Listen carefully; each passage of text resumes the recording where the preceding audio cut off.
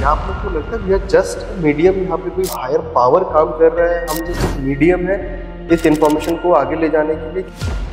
तो अपने आप को हम इतना हॉलो कर लें कि सिर्फ वो भगवान के वचन ही हमारे थ्रू निकले और जिनके कानों में पड़े उनकी लाइफ में कुछ अच्छा हो सके। भगवान नारायण की शक्ति है, जो भगवान नारायण की मूल प्रकृति है, उनको मैं यहाँ पर नमन करता हूँ। दैट इज वाई नारायणी नमोस्तुते। जब हम बात करते हैं साधना की, पूजा की, ऐसे किसी, तो we expect someone to be elderly, right? आप लोग दोनों बहुत यंग हैं। जब हाथ पैर सही तरीके से काम कर रहे हो, आराम से आप पालकी लगाकर बैठने में आपका सामर्थ्य हो, उस समय पर यदि भक्ति नहीं की और जब पुर्जे खराब हो जाए, जब ईश्वर को कुछ देने लायक रहे ही ना आपके पास, उस उम्र में जाकर आप पालकी लगाकर बैठ रहे हो जहाँ पर 5 मिनट भी ध्यान नहीं लग रहा, साधना तो बहुत दूर की बात है, वो क्या फ़ायदा उस चीज़ का? एक सज्जन है, उन्होंने मुझे बोला कि आप हमें धर्म की बात करोगे, आपकी जितनी उम्र नहीं है उतने सालों का तो मेरा इतना अध्ययन है मेरा। आपकी जो आवाज़ है ना बहुत कामिंग है। Ask me. है, ऐसा नहीं है। तो इसी द टास्क मास्टर। अरे जब तक आप अंतर से निर्मल नहीं हो, शुद्ध नहीं हो, तब तक आप बुद्ध नहीं बन सकते। नित्य शुद्धा नित्य बुद्धा। एक बार दोबारा ये आप रिपीट कीजिए प्लीज। डिवोशन, सरेंडर, फेथ, ये 3 चीज चाहिए है किसी भी साधना को सफल बनाने के लिए।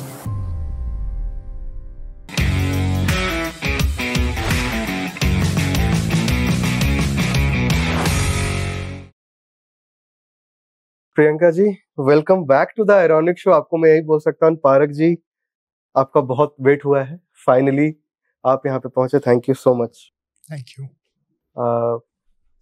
एनीथिंग, लास्ट टाइम आपने स्टार्ट किया था गुरु वंदना से, anything that you would like to start with, then we can quickly jump on to the discussion. That's a ritual, वही प्रथा रही है, तो वहीं से शुरुआत करेंगे। प्लीज।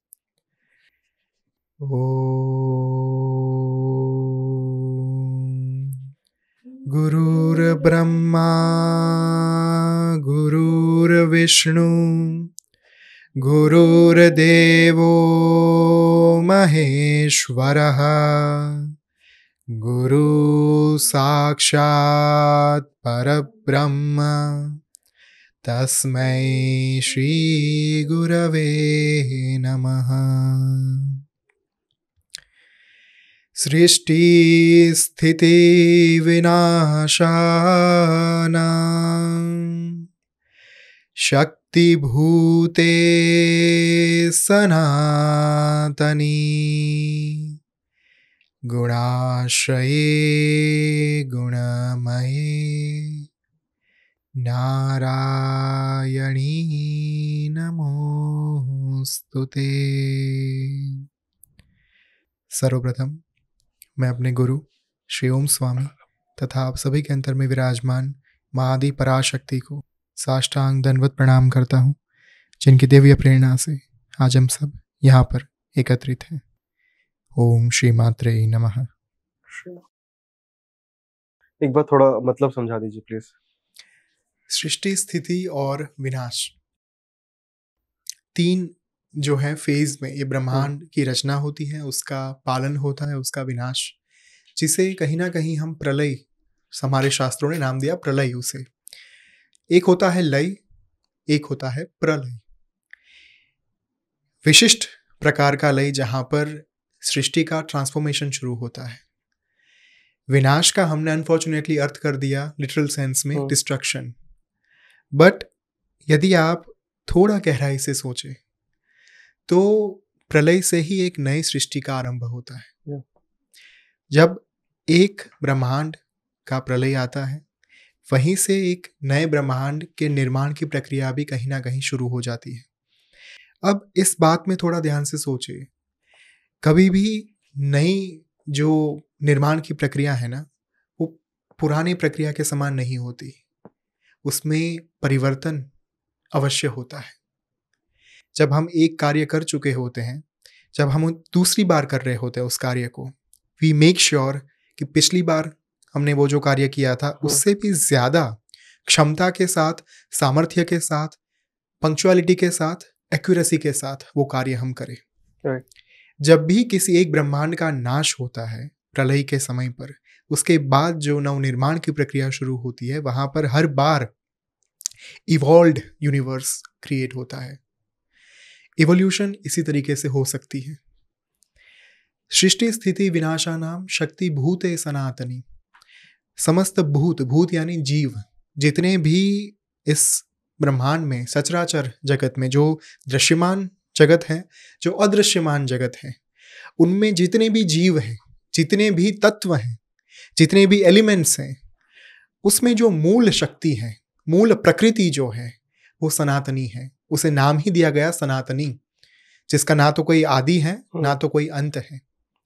श्री ललिता सहस्रनाम में बहुत ही सुंदर एक वाक्य आता है, मूल प्रकृतिर अव्यक्ता व्यक्ता व्यक्त स्वरूपिणी। जो व्यक्त भी है, जो अव्यक्त भी है, वो है मूल प्रकृति। जो दिखाई दे रही है वो भी प्रकृति है, जो दिखाई नहीं भी दे रही वो भी प्रकृति ही है। आपके ही एक पॉडकास्ट में जो आपने प्रियंका के साथ किया था, प्रियंका ने एक बहुत सुंदर बात वहां पर कही थी कि हम जो देख रहे हैं वो सब प्रकृति है। जो सौंदर्य है, जो ब्यूटी है, वो ब्यूटी कहीं ना कहीं वो सौंदर्य प्रकृति है। आप विचार करके देखिए, जब प्रकृति चली जाए तब शिव जो है वो शव बन जाते हैं, वो हमने बात करी।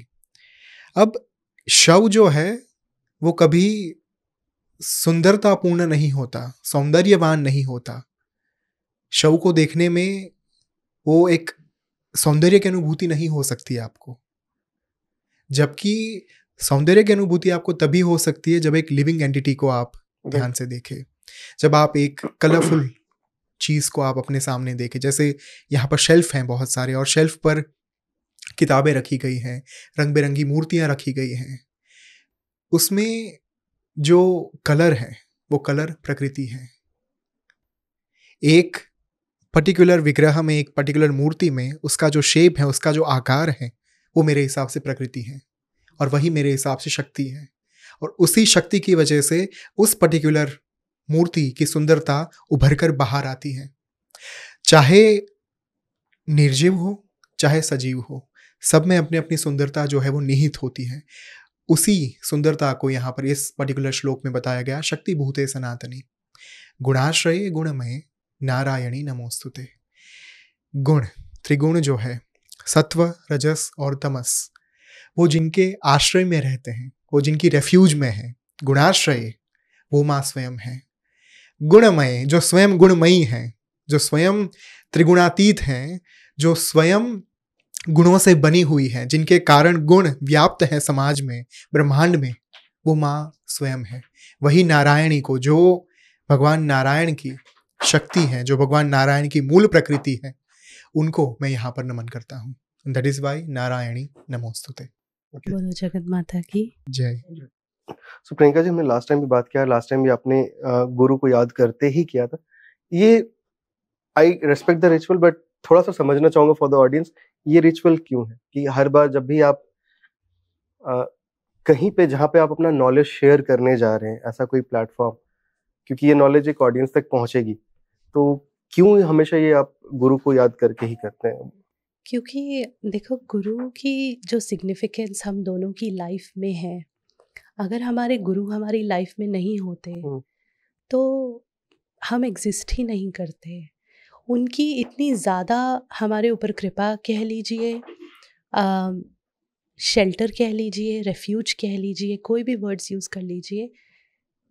हम जब यहाँ पे हैं तो हमें है कि वो ही बोलें, हमारे through we should become an instrument. जैसे कहते हैं कि कृष्ण की एक फ्लूट है जिसके through he plays a beautiful music. तो अपने आप को हम इतना हॉलो कर लें कि सिर्फ वो भगवान के वचन ही हमारे थ्रू निकले और जिनके कानों में पड़े उनकी लाइफ में कुछ अच्छा हो सके। तो वही एक हमारा प्रयास रहता है कि हम गुरु को याद कर सकें और उनको बोल सकें कि आप प्लीज़ आशीर्वाद दीजिए कि यहाँ पे जो हम हैं, हम आप ही की आप ही के वचनों को आगे पहुँचा सकें। बिकॉज़ देखें, हमारा जो अस्तित्व है वो बहुत छोटा है उनके सामने। हमारी साधना, हमारा तप, कुछ भी नहीं है। उन्होंने बहुत तप, बहुत साधना की है, लेकिन एक छोटा सा प्रयास होता है कि आप हमारी बुद्धि में विराजमान रहें और उसी की प्रेरणा से हम कुछ बोल सकें। So that is it gives us a lot of strength जब हम उनको याद करते हैं। अल्टीमेटली हमारे गुरु ही हमारे सोर्स हैं, हमारे पावर सोर्स हैं। तो वी जस्ट, जैसे हम यज्ञ में आहुति अर्पण करते हैं ना, ओम प्रजापतये स्वाहा इदम प्रजापतये इदम नमः, ओम इंद्राय स्वाहा इदम इंद्राय इदम नमः। ये आहुति भगवान प्रजापति को अर्पण है, ये आहुति मेरे लिए नहीं है। इदम प्रजापतये इदम नमः, इदम इंद्राय इदम नमः। ये आहुति भगवान इंद्र को अर्पण है, ये आहुति मेरे लिए नहीं है। वैसे ही हर बार मैं कहता हूँ कि श्री गुरुभ्यो नमः, इदम गुरवे इदम नमः। ये मेरी ओर से मात्र एक छोटा सा प्रयास है सनातन धर्म को आगे ले जाने का, पर ये प्रयास भी आपकी प्रेरणा से हो रहा है। और ये प्रयास, ये जो मैं कर रहा हूँ, जो कार्य कर रहा हूँ, ये आपके चरणों में समर्पित है। ये कार्य मात्र आपका दिया हुआ है, आपको ही समर्पित है। त्वदीयम वस्तु गोविंद तुभ्यमेव समर्पये। आपका दिया हुआ गोविंद आपको ही अर्पण। आज जो हम यहाँ पे बैठ के जो भी बातें कर रहे हैं या करेंगे, सो क्या आप लोग को लगता है वी आर जस्ट मीडियम? यहाँ पे कोई हायर पावर काम कर रहा है, हम जस्ट एक मीडियम है इस इंफॉर्मेशन को आगे ले जाने के लिए? क्योंकि कहीं ना कहीं कोई ना कोई हायर पावर चाहता है कि ये इंफॉर्मेशन बाकी सब लोगों तक जाए जो अभी भी इससे अलग है इतने टाइम से। एब्सोल्युटली। जब से साधना के मार्ग पे हम चलना शुरू हुए हैं, स्पेशली इन माय केस, मेरी लाइफ में कोइंसिडेंसेस हुए नहीं। I do not believe in coincidences. मुझे ऐसा ही लगता है कि अगर कुछ अच्छा हो रहा है, भगवान का प्रसाद है। अगर कुछ मेरे फेवर में नहीं हो रहा तो वो भगवान का डबल प्रसाद है, बिकॉज उनको पता है कि वो क्या कर रहे हैं। जब आपने अपनी डोर ही भगवान के हाथ में छोड़ दी, तो उन्होंने उस फ्लाइट को कैसे उड़ाना है वो तो उनके हाथ में है। हमारा तो बेसिकली एक यही इंटेंशन है कि वो डोर उनके हाथ से कभी छूटे ना। तो कहते हैं ना कि माँ का भी आप नाम उनके इच्छा बगैर नहीं ले सकते। तो अगर हम यहाँ पे बैठ के सत्संग भी कर रहे हैं या बात कर रहे हैं, तो there is no coincidence. Definitely एक सुपर पावर है। ऐसा क्यों है, I mean I was thinking, ऐसा क्यों है कि पिछले 12 महीनों में एक डिफरेंट सी लहर चली है इंटरनेट के ऊपर, पॉडकास्ट के ज़रिए, जहाँ पे बहुत ज़्यादा स्पिरिचुअल टॉक हो रही है। तो इट्स द राइट टाइमिंग।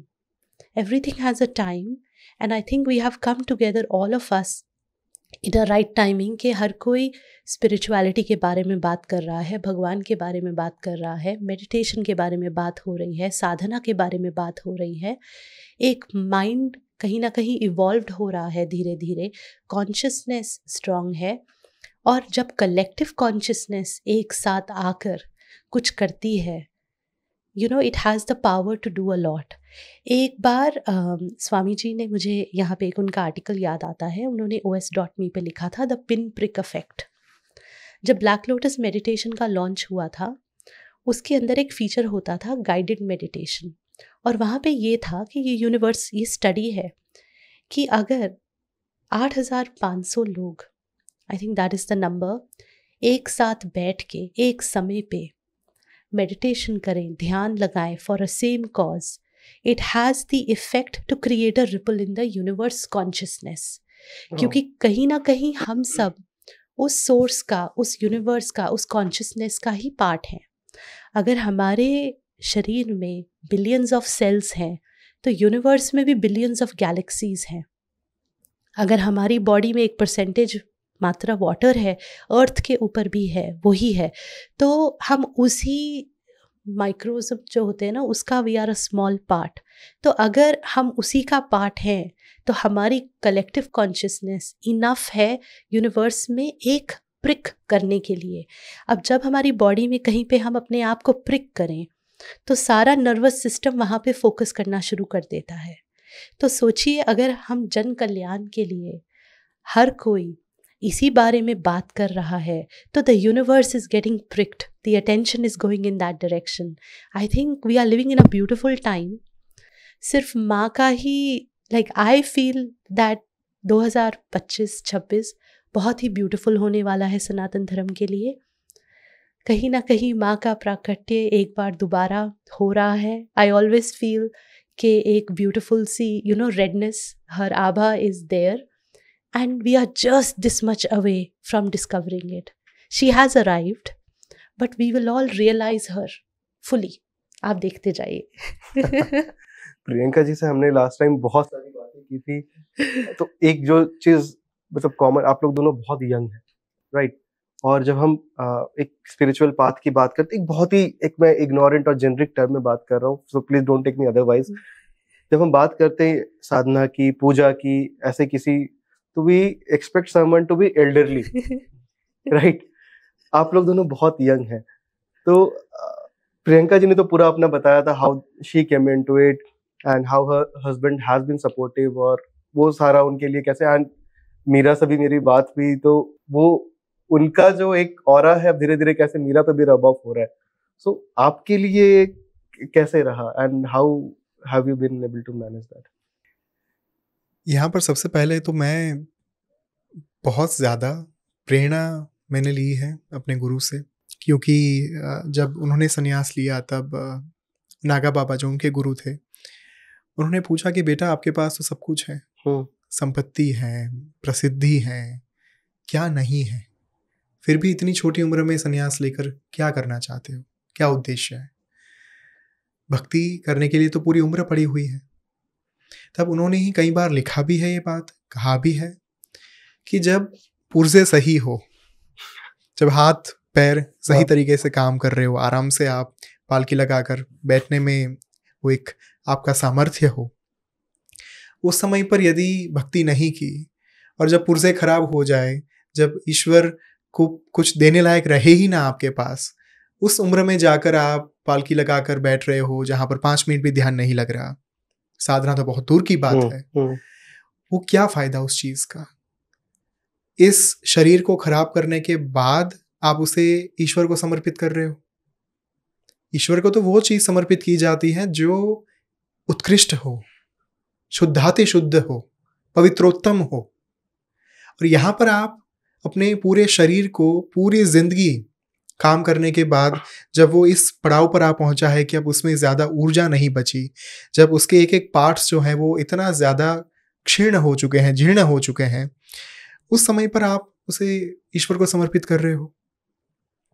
तो ये बात अभी तो मैंने स्वामी जी से सीखी, पर आपका प्रश्न थोड़ा मैं अलग तरीके से आंसर करना चाहूँगा, क्योंकि यहाँ पर पूर्व जन्म के संस्कार जो है वो भी तस्वीर में आ जाता है, पूरे पिक्चर में वो भी फिट बैठते हैं। तो 12 साल की मेरी उम्र रही जहाँ पर दुर्गा सप्तशती जो एक प्रधान शाक्त ग्रंथ है, मार्कंडेय पुराण से प्राप्त होता है, उसकी प्राप्ति मुझे हुई। मेरे जो पहले शिक्षक थे रवि त्रिवेदी उनका नाम था, जो लंदन में रहते थे, माँ के बहुत बड़े उपासक थे, तंत्र उपासक थे और कर्मकांड करवाते थे वहाँ पर। उनका आना हुआ, वहीं से मुझे सप्तशती प्राप्त हुई। पर उसके पहले भी एक फेज़ ऐसा था जहाँ पर बच्चे जाते हैं, टॉय स्टोर पर जाते हैं, खिलौने मांगते हैं। मैं जहाँ कहीं भी जाता था मैं देखता था बुक्स कहाँ पर हैं, और वहाँ पर भी स्क्रिप्चर्स जो हमारे होते हैं, खास करके मुझे आज भी एक किस्सा याद है, 8 साल 9 साल की उम्र रही होगी मेरी। श्रीमद् देवी भागवतम गीता प्रेस गोरखपुर का एक बहुत ही सुंदर वहाँ पर स्क्रिप्चर मैंने देखा था। वो ग्रंथ मैंने जैसा ही देखा, अच्छा संस्कृत पढ़ना नहीं आता था, ना तो हिंदी पढ़ना आता था, पर वो जो तस्वीर थी माँ की, जो मुख पृष्ठ था, वो जो एक कवर पेज था, वहाँ पर माँ की 10 भुजाएं और उनका प्रचंड तेजोमय स्वरूप दिखाया गया था। मुझे वो देखकर कुछ अंदर से अनुभूति हुई कि आई वॉन्ट दिस बुक, मुझे ये चाहिए। मेरे माँ बाप ने पूछा भी सही कि बेटा पढ़ना तो आता नहीं, क्या करोगे? पर अगर आपने गीता प्रेस गोरखपुर की वो किताब देखी है तो आपको पता होगा कि अलग अलग पेजेस पर माँ के बहुत अलग अलग स्वरूप, नवदुर्गा स्वरूप से लेकर विभिन्न कलरफुल इमेजेस वहाँ पर दी जाती हैं। मैंने कहा मुझे बस इसके लिए चाहिए, ये इमेजेस मुझे देखनी है और मुझे इससे आनंद आता है। तो वहीं से कहीं ना कहीं मेरी यात्रा शुरू हो चुकी थी। मुझे पता नहीं था कि ये यात्रा कहाँ जाएगी, कितना आगे चलकर मुझे लेकर जाएगी, पर इतना मैं आपको ज़रूर कह सकता हूँ कि पूर्व जन्म से आप जो आध्यात्मिक संपत्ति लेकर आते हैं, वो आध्यात्मिक संपत्ति ही आपके साथ हर जन्म में कैरी फॉरवर्ड होती है। आप सिर्फ एक चीज़ अपने साथ लेकर जाते हो, द स्पिरिचुअल वेल्थ।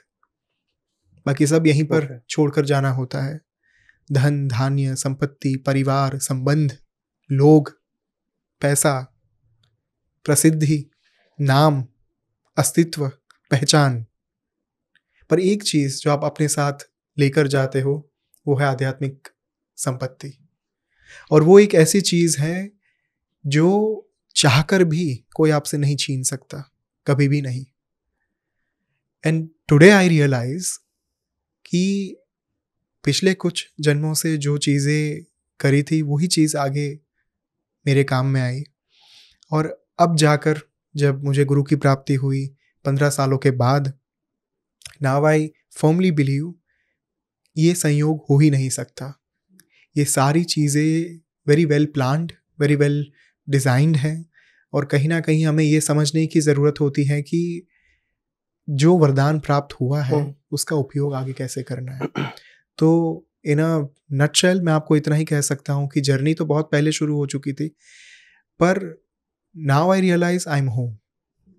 सो मैं बहुत बार कहता हूँ कि 15 साल मैंने दुर्गा सप्तशती में विभिन्न जो स्तोत्र हैं, मंत्र हैं, अर्गला स्तोत्र हैं, देवी अथर्वशीर्षम है, सभी नवरात्रियों पर 15 साल तक मैं वही करता था। मेरी जो नित्य पूजा थी, मेरा डेली रूटीन था, वही दुर्गा सप्तशती था। और मेरे पास उसके अलावा कुछ था ही नहीं।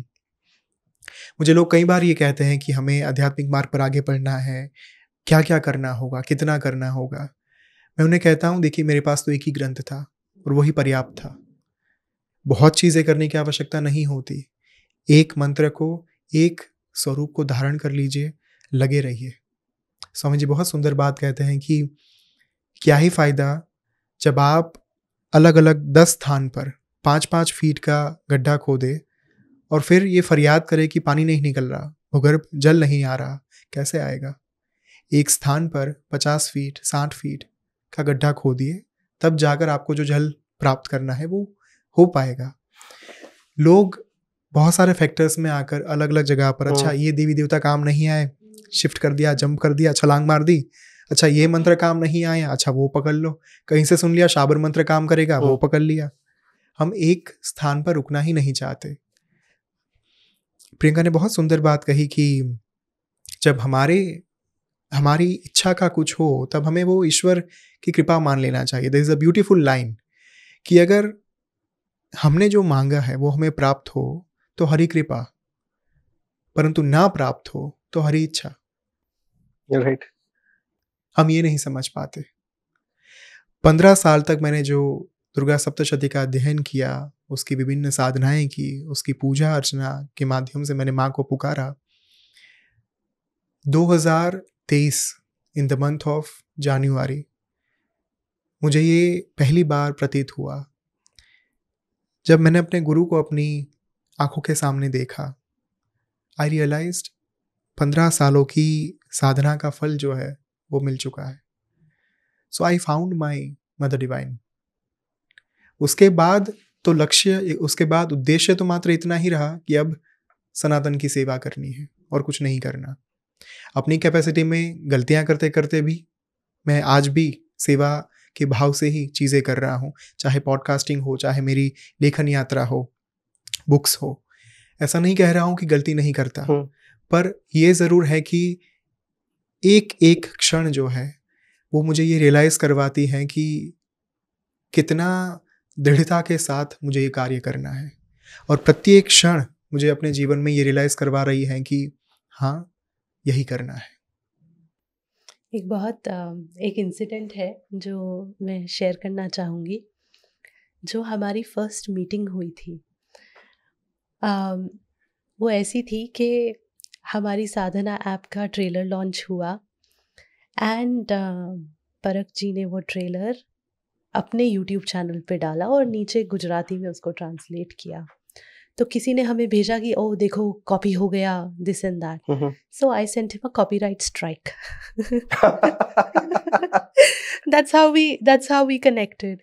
तो मैंने बोला, एंड बहुत हार्श वर्डिंग का ईमेल मैंने भेजा इनको. ये मुझे अभी भी कहते हैं कि आपकी ना वो भद्रकाली से रुद्रकाली जब जागृत होती है ना, मैं डर जाता हूँ. तो मैंने इनको बोला, मैंने कहा यू कांट डू दिस, ये वो ऐसे करके.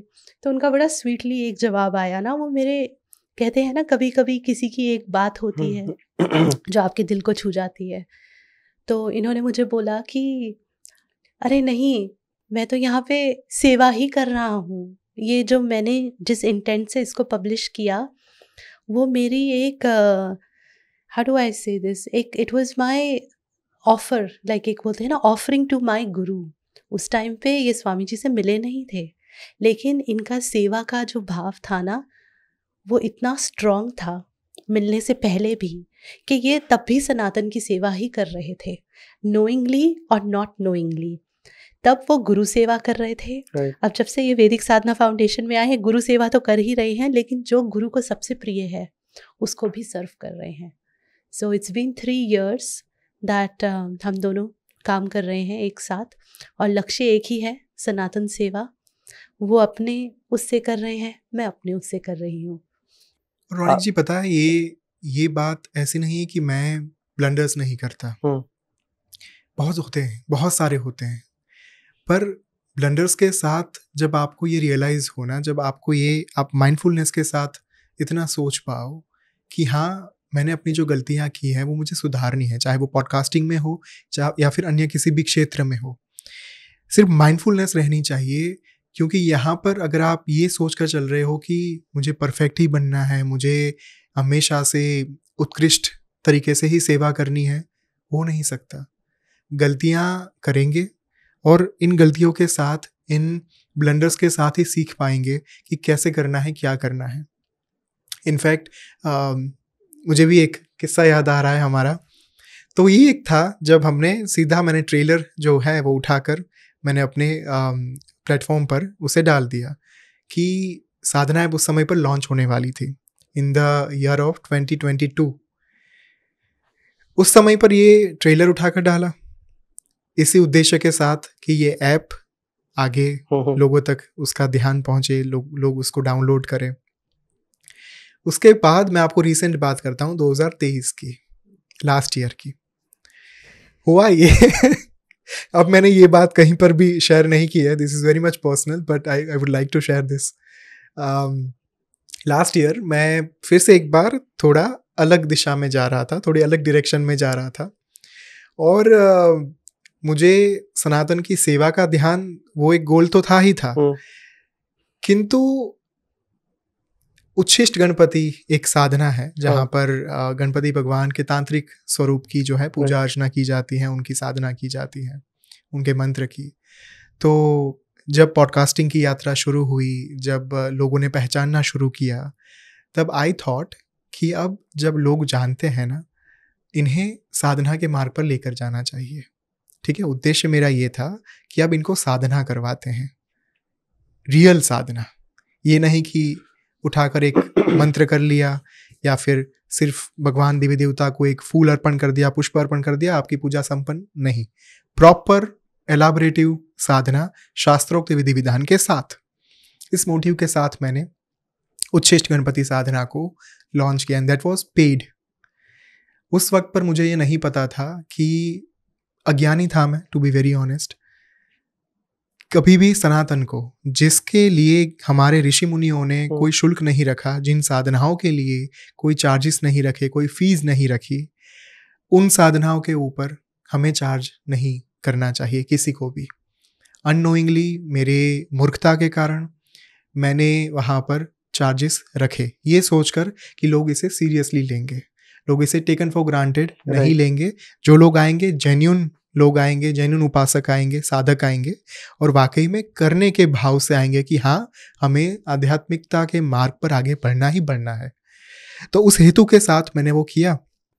Then again the CEO in me woke up कि कैसे कर सकते हैं आप उस टाइम पर आई वाज लाइक हर बार ऐसा क्यों होता है कि जब भी मैं कुछ नई चीज करता हूँ शुरू, तब प्रियंका ओमानंद कम्स देयर, और इतना हार्श वो पूरा उनका होता है, हर बार मुझे उनको शांत करना पड़ता है कि प्रियंका शांत। तो is she the task master? अरे मतलब मैं उनको कहता हूँ कि आप ज्यादातर भद्रकाली रहते हैं पर आप बहुत बार महाकाली बन जाते हैं, और महाकाली को शांत तो स्वयं महादेव नहीं कर पाए थे, उनको भी लेटना पड़ा था जमीन पर, तब जाकर महाकाली को ये एक सभान अवस्था में आए कि मैं क्या कर रही हूँ. She is like that, trust me. When she is in the role of a boss, आप तो मतलब बस सरेंडर, हाथ जोड़कर प्रणाम. मैंने I think I read her wrong. मैंने पॉडकास्ट में उनको बोला था, लास्ट पॉडकास्ट हमने इनके साथ इंडिविजुअल किया, तो मैंने बोला आपकी जो आवाज है ना बहुत कामिंग है. Ask me. है, ऐसा नहीं है. I know. She is. I have my answers. मुझे थोड़ा बच के रहना पड़ेगा. मैंने आपको शुरुआत में बोला ना, इनकी एक बहुत ब्यूटीफुल साइड है जो अभी तक पॉडकास्ट पे आई नहीं है, तो वो अभी धीरे धीरे आपको वो दिखनी शुरू हो गई है. So, पारक भाई का जो पहला लुक है ना, जो मैं आपको बता रहा था कि so we all know him as a very सिद्ध साधक, right? He is. So हम जब इनको देखते हैं, क्योंकि everything, I mean the image, the seriousness जो उनके चेहरे पे है, ओवरऑल उनका जो गेटअप है, तो आप थोड़ा इंटिमिडेट हो जाते हो, right? And then you get to know this perk. तो आप इनको काफी टाइम से जानते हैं, तो थोड़ा इनके उस साइड के बारे में बताइए. देखिए, कहते हैं ना कि जो आपके आराध्य होते हैं, हाँ. आप धीरे धीरे वैसे ही बन जाते हैं. तो इनके तो दो ही हैं, एक हमारे स्वामी और दूसरी माँ आदि पराशक्ति. तो इनसे मुझे हमेशा वही फीलिंग आती है कि वो एक मदली भी है. ही इज़ वेरी केयरिंग, इतनी कामिंग एनर्जी है, और इनोसेंस इतनी है, जैसे कहते हैं ना बच्चा ही माँ को बुला सकता है, तो वो जो एक रियल बच्चा होता है, एक इनोसेंस होती है जिसके लिए माँ भागी आएंगी, वो इनोसेंस है इनमें.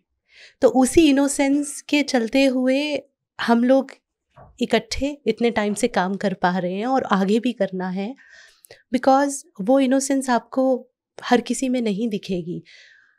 हर कोई ना कोई एजेंडा के साथ आता है. बहुत इस फील्ड में तो ऐसा ही है. तो जब आपको कोई एक रियल साधक मिले जिसका एक ही एजेंडा है, गुरु सेवा, माँ की प्राप्ति, उससे ज़्यादा कुछ नहीं चाहिए. तो वो that summarises Parak for me. Although I am his boss, but in saying that, मुझे हमेशा, अगर मेरे को इन पे थोड़ा मैं डांट भी लगाऊँ ना, तो उसके बाद से मुझे बहुत मन में होता रहता है कि I always look at him as a child who is eager to play in mother's lap. So वो एक जो ब्यूटिफुलनेस है ना बच्चे की तरह, वो मुझसे कभी दूर नहीं जाती. And that is Parak for me. मैं आपको एक बात बताऊं, मैंने अलग अलग लोगों के नीचे काम किया है, और लेखन यात्रा से लेकर जो भी मेरे जितने भी वर्टिकल्स रहे, उनमें सब अलग अलग तरीके के लोग आए. बट आज तक मैंने सबसे ज़्यादा अनफिल्टर्ड जिनको देखा हो, शी इज़ द वन. आज तक मुझे कभी भी ये नहीं हुआ कि वो मुंह पर कोई और है, अंतर से कोई और है. जो है सब बाहरी हैं, जो है सब एकदम सबके देखने लायक हैं. कि देखिए, एक होता है कि आपके अंतर में कुछ बात हो और आप प्लास्टिक स्माइल के साथ कुछ चीज़ कह रहे हो. बट जब प्रियंका की बात आए, मैंने ये बात पिछले 3 सालों से नोटिस की है कि she is like this only. उनमें ना तो कभी किसी प्रकार का बदलाव आया. स्वभाव के बारे में मैं बात कर रहा हूँ कि जब आप उनके साथ डील कर रहे हो ना, she is very much open, honest, कि देखो परख, ये चीज़ है, इस तरीके से हो पाएगी, मेरा पॉइंट ऑफ व्यू ये है, आप बताओ क्या कर सकते हो, किस तरीके से कर सकते हो. और मुझे सबसे ज़्यादा जो उत्कृष्ट बात उनमें लगती है वो यही है कि वो कभी भी अपने आप को फेक नहीं करते, वो कभी भी अपने आप को ऐसा दिखाने का प्रयास नहीं करते जो वो नहीं है, कभी भी आज तक। और इसी कारण से कहीं ना कहीं लोग अलग तरीके से भी समझ लेते हैं चीज़ों को। जब आप ब्लंट होते हो ना, जब आप चेहरे के ऊपर किसी को बोल देते हो कि हाँ ये चीज़ है, लोग कई बार हजम नहीं कर पाते। ये समाज की हार्श रियलिटी है, आई वुड से। पर in the field of spirituality ये अपने आप में बहुत बड़ा वरदान है, क्योंकि इसी से प्राप्ति हो सकती है। जब तक आप अंतर से निर्मल नहीं हो, शुद्ध नहीं हो, तब तक आप बुद्ध नहीं बन सकते। नित्य शुद्धा नित्य बुद्धा। एक बात दोबारा ये आप रिपीट कीजिए प्लीज। जब तक आप अंतर से शुद्ध नहीं हो, तब तक आप बुद्ध नहीं बन सकते। तो शी इज नित्य शुद्धा, निर्विकारा, निर्मला, नित्या फॉर मी। अब आपकी बारी है। नहीं, आप बस बहुत हो गए, बखान बहुत हो गए। आई थिंक आज के लिए हमारी पूरे साल की तारीफ हो गई, हमारा परफॉर्मेंस अप्रेजल हो गया, सब हो गया यहाँ पे पॉडकास्ट में। क्योंकि मैं प्रियंका से बात कर रहा था एंड आई कुड, मतलब मैं काफी सारा इनकी जो स्पिरिचुअल जर्नी में थोड़ा उससे पैरेलल अपनी लाइफ में ड्रॉ कर पा रहा था। I could really relate to what she was saying. और आपकी जो स्पिरिचुअल जर्नी है that's completely off the charts for us, right? क्या ये वही बात है जो आप बोल रहे थे, जो आप अपनी जो स्पिरिचुअल वेल्थ आप कैरी करते हैं अपनी आगे के लाइफ में? बिल्कुल, डेफिनेटली यही बात है। और मैं इस बात पर आने से पहले जो मेरी पिछली वाली बात थी उसे एक कंक्लूड करना चाहूँगा। तो जब मैंने उच्छिष्ट गणपति की साधना पेड जो है वो लॉन्च करी और वो सारी चीज़ें हुई, पता है रौनिक जी, बहुत सुंदर बात क्या थी? प्रियंका ने मुझे ये नहीं कहा कि रोक दो, बंद कर दो, क्योंकि तब तक रजिस्ट्रेशंस शुरू हो चुके थे, बहुत सारे लोग, आई थिंक 200-250 लोग आ चुके थे। शी इज़ लाइक ओके, आपने कमिटमेंट दिया है, आप ये करने वाले हो, बहुत सारे लोग आपके साथ जुड़े हुए हैं, टीम वर्क हो रहा है, तो मैं ये नहीं चाहती कि आप ये काम रोक दो, कि उससे बहुत सारे लोगों के ऊपर इम्पैक्ट आएगा। पर आई वुड हाईली रिकमेंड, उन्होंने कहा कि आगे से साधना को अगर हम कमर्शलाइज ना करें ना तो वो बेहतर होगा। क्योंकि साधना ऐप को जब लॉन्च किया गया तब भी मोटिव यही था, किसी भी साधक को साधना करने के लिए किसी प्रकार के पक्षपात का सामना ना करना पड़े, किसी प्रकार के दीक्षा की आवश्यकता ना हो, उन्हें किसी प्रकार का शुल्क ना देना पड़े। इसी कारण से there are no ads, there are no subscriptions on Sadhana app, there are no fees कि आपको ये साधना करनी है, इतनी फीस नहीं देंगे तब तक आप ये साधना नहीं कर पाएंगे, ऐसा कुछ भी वहाँ पर नहीं है। And then at that point of time I realise कि सत्य तो यही है। उसके बाद भी ऑप्शन तो दिया गया मुझे कि एक ऑप्शन आपके पास ये होगा कि आप अभी जो कर रहे हो पेड साधना करते रहिए, उससे पैसे तो आएंगे ही आएंगे, अगर आपकी वो रोजी रोटी बनने वाली है तो आप करिए। पर यदि आप वास्तव में सनातन के लिए कार्य करना चाहते हैं तो चार्ज करना बंद कर दीजिए। आप कहीं ना कहीं वैदिक साधना फाउंडेशन के जो मूल प्रिंसिपल्स हैं, जो मूल सिद्धांत हैं, उसके ऊपर चलना शुरू करिए। एंड देन मैंने दूसरा विकल्प जो है वो चुना, क्योंकि पैसे ना तो मेरे लिए कभी मोटिव रहे, ना तो मेरा वो गोल कभी जीवन में रहने वाला है। रौनिक जी, मैं आपको आज बहुत ही फ्रैंकली एक बात कहना चाहता हूँ। जब मैं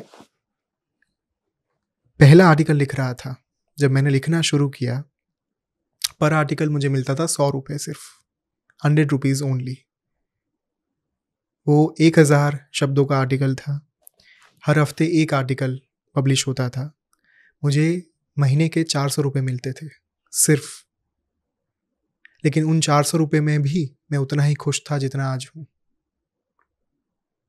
मैंने कभी जीवन में पैसे को ना तो प्राधान्य दिया, माँ की अपार कृपा इतनी रही कि दोनों समय में उन्होंने मुझे संतुष्ट रखा, और मेरे लिए संतुष्टि ही मेरी सबसे बड़ी धरोहर है, सबसे बड़ी मेरी संपत्ति है। क्योंकि आज हम कितने सारे लोग ऐसे देखते हैं जिनके पास सब कुछ होता है लेकिन संतोष की भावना नहीं होती, उन्हें और बिल्कुल कमाना होता है और प्राप्त करना होता है और लग्जरीज चाहिए होती है। मेरे लिए माँ का होना ही सबसे बड़ा ये कहीं ना कहीं अपने आप में प्रूफ है। जो संतुष्टि उन्होंने मुझे उस समय पर दे दी थी कि बेटा अगर सौंप दिया ना अपने आप को, मैं अब रखूंगी आपको जिस तरीके से मुझे रखना है आपको। और उसी समय से चाहे मैं 400 रुपये कमा रहा हूँ, चाहे मैं 4000 कमा रहा हूँ, उसे मैंने कभी अपना मोटिव नहीं बनाया, उद्देश्य नहीं बनाया। जब मैंने लिखना शुरू किया, मेरी सबसे पहली कॉलम का नाम था साइंटिफिक धर्म। उस समय से जब मैं 18 वर्ष की मेरी आयु थी, पहली कॉलम से, पहले आर्टिकल से आई मेड श्योर कि मेरी कलम से, मेरे मुख से, मेरी वाणी से जो बाहर निकले वो मात्र आध्यात्मिक ज्ञान हो, वो माँ की वाणी हो, वो माँ के शब्द हो, वो शास्त्रों का ज्ञान हो। At the age of 18। वाह। जब उद्देश्य ही ये रहा और जब संतुष्टि ही आपको माँ ने प्रदान कर दी, पिछले 12 सालों के अंदर आज तक मुझे ये नहीं देखना पड़ा कि मेरे बैंक अकाउंट में कितने रुपए हैं। जब भी कम पैसे होते थे तब माँ को एक बार प्रार्थना मन ही मन उठती थी कि माँ आप देखिए ये होने वाला है, ये इतनी चीज़ की ज़रूरत होने वाली है, आप एक बार ये देख लीजिए कैसे हो सकता है। और कहीं ना कहीं से व्यवस्था हो जाती थी, कोई रुके हुए पेमेंट्स जो थे वो आ जाते थे अपने आप, और माँ वो सारी व्यवस्था कर देती थी। मैंने एक ही बात को अपने ध्यान में रखा, यदि आपने अपने आप को समर्पित कर दिया तो संशय किस बात का। यदि आप अपनी माँ के पास जा रहे हो, यदि आप अपनी माँ से कुछ मांग रहे हो, उसके पास नहीं भी होगा ना तो भी वो अपनी रोटी से आधा टुकड़ा अलग करके वो आपको आधी रोटी भी दे देगी या तो पूरी रोटी भी दे देगी, बेटा मुझे नहीं खाना आप खा लो। यहाँ तो हम जगत जननी की बात कर रहे हैं। अगर उनको समर्पित अपने आप को कर दिया तो वो क्या नहीं दे सकती। 12 साल से आज तक ऐसा एक भी बार नहीं हुआ कि मुझे माँ ने ये रियलाइज करवाया हो कि वो मेरे साथ ना हो कभी भी। प्रत्येक क्षण, प्रत्येक दिन, प्रत्येक कालखंड में हर बार शी मेक मी रियलाइज कि I am there with you, I am always there with you. और अब तो गुरु के स्वरूप में ही आकर हर बार कहते हैं कि I am there with you and I will be there with you always. ये सेम चीज आपने भी मुझे कही थी। मैंने आपको कहा था ना, हाँ। कि जब वो प्रॉमिस देते हैं ना अपने डिसाइपल को कि I will always be there for you, he really means it. There is no wavering away from it. एक बार उन्होंने बोला था कि Om Swami keeps his promise. वो मैंने अपने सामने हमेशा देखा है। जब वो गुरु नहीं भी थे तब भी, अगर आप पूर्व आश्रम जिनसे भी वो कनेक्टेड थे, आप उनसे जाके बात कीजिए तो वो ऐसे ही थे जैसे अभी हैं। इनफैक्ट अब तो बिकॉज थोड़ी पब्लिक है इसलिए लोगों को ज़्यादा पता चलता है उनके बारे में, बट पहले भी वो ऐसे ही साधना करते थे, पहले भी वो ऐसे ही लोगों को हेल्प करते थे। कितनी ज़्यादा फैमिलीज़ हैं, मोर देन 40-45 फैमिलीज़ जो अभी भी anonymously Swami ji is donating, running their homes, kids education, so much, and all of that he does from his own. किसी से आज तक उन्होंने कुछ नहीं लिया, नो गिफ्ट्स, नथिंग। इनफैक्ट दिया ही है। श्री बद्रिका आश्रम में भी वो बिजली का बिल देते हैं अपना खुद का। The place belongs to trustees. So जब हम लोग जब हम मिले या सारी चीज़ें हमारे बीच में, एक ही वो कॉमन कहते हैं ना, एक वो हमारा पिलर है of strength. Both of us draw our strength from there. And 2 things I want to share because उन्होंने मिस कर दी। एक, हार्ड वर्क जो वो करते हैं, परख, he will put 20 hours a day। कितनी बार ऐसा होता था कि मैं रात में इंटरनेशनल टाइम जोन से इनसे बात कर रही हूँ और वो मुझसे 3 बजे 4 बजे भी बात कर रहे हैं, बिकॉज़ वो या तो साधना कर रहे हैं, या वो बुक लिख रहे हैं, या वो अपना आर्टिकल लिख रहे हैं, या वो हमारे इवेंट की प्लानिंग कर रहे हैं, या वो अपना स्वाध्याय कर रहे हैं। तो हार्ड वर्क डजंट स्टॉप। और मैंने ये देखा है कि जो धर्म के पथ पे चलना चाहता है, या जो आगे भगवान का काम करना चाहता है, उसके लिए लाइफ उसकी और भी डिफ़िकल्ट है। जब आप जॉब करने जाते हैं, आप अपनी जॉब करके घर आके दैट्स इट। लेकिन जब ये विश्व ही आपका हो गया, जब cause he it's bigger than you, it's bigger than all of अस, तब तो आपको पिसना पड़ेगा। वो जैसे चक्की पिसती है ना, आपको वो करना पड़ेगा। लेकिन उसमें कभी थकावट फील नहीं होती, बिकॉज ऐसे लगता है at the end of the day अगर एक घर में भी हम साधना लेके जा सके तो that will be our contribution to dharma. So hard work we can not ignore. And जो उन्होंने उच्चिष्ट गणपति की बात बताई, जब वो स्टार्टिंग हुई ना, बहुत लोग ट्रोल हुआ, ये सब हुआ, आपने ये वो सारी चीज़ें, but his consciousness was so clear कि I remember the moment that sadhana finished, he donated all the proceeds to Vedic Sadhana Foundation। तो ऐसा नहीं है कि उन्होंने वहाँ से कुछ अर्न किया और अपने लिए रखा। और वो उन्होंने मुझे पहले भी बोला था कि मैं अगर ये पेड कर भी रहा हूँ तो खर्चे निकाल के I will donate the proceeds back to the organisation, because ये मेरा कॉन्ट्रीब्यूशन है टू धर्म। क्योंकि देखिए, अगर हर कोई हम में से, कोई तो ऐसे होंगे जिनकी फाइनेंशियल रिसोर्सेज होते हैं और हमें उनकी भी मदद चाहिए, क्योंकि हम टेक्नोलॉजी में बहुत अच्छे हैं, लेकिन being a not for profit organisation we need supporters, we need people. तो उनका ये कंट्रीब्यूशन था कि अगर मैं साधना करता भी हूँ, I will financially contribute to the organisation. तो बहुत ऐसा टाइम आया जहाँ पे पीपल कहते हैं ना, जब आपको डोंट जज the book by its cover, 1 minute लगता है हमें किसी को नीचे गिराने में या उनको जज करने में, तो उनके साथ वो बहुत हुआ। लेकिन the most beautiful thing is he is leading see the sadhana on the ground. I always tell him कि आप बोलते हो, आप गलतियां करते हो, लेकिन मुझे पता है कि भगवान ने कहीं ना कहीं आपको चूज़ किया है अपना कार्य करने के लिए। तो उस चीज़ को कभी मत भूलना, अहंकार ना आए उस चीज़ का कभी भी, बिकॉज है तो हम सब सेवक, we are all servants in the hand of Bhagwan. But always remember why you are doing and you have to do it even more. और उसी वक्त पे स्वामी जी ने मुझे बहुत सुंदर बात कही थी कि बेटा, यदि माँ जो है ना, वो पहले तो आकर बहुत सारे खिलौने देगी, तो उसमें ही पड़ गए तो माँ अपने काम में व्यस्त हो जाएगी।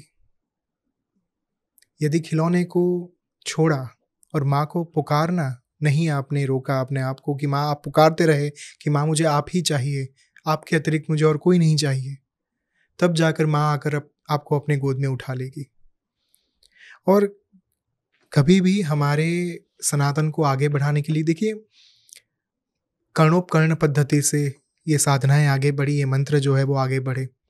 एक गुरु ने अपने शिष्य को कान में जो है मंत्र दिया, वहाँ से आगे बढ़ा वो शिष्य, फिर आगे चलकर गुरु बना, उसने अपने शिष्यों को प्रदान किया मंत्र।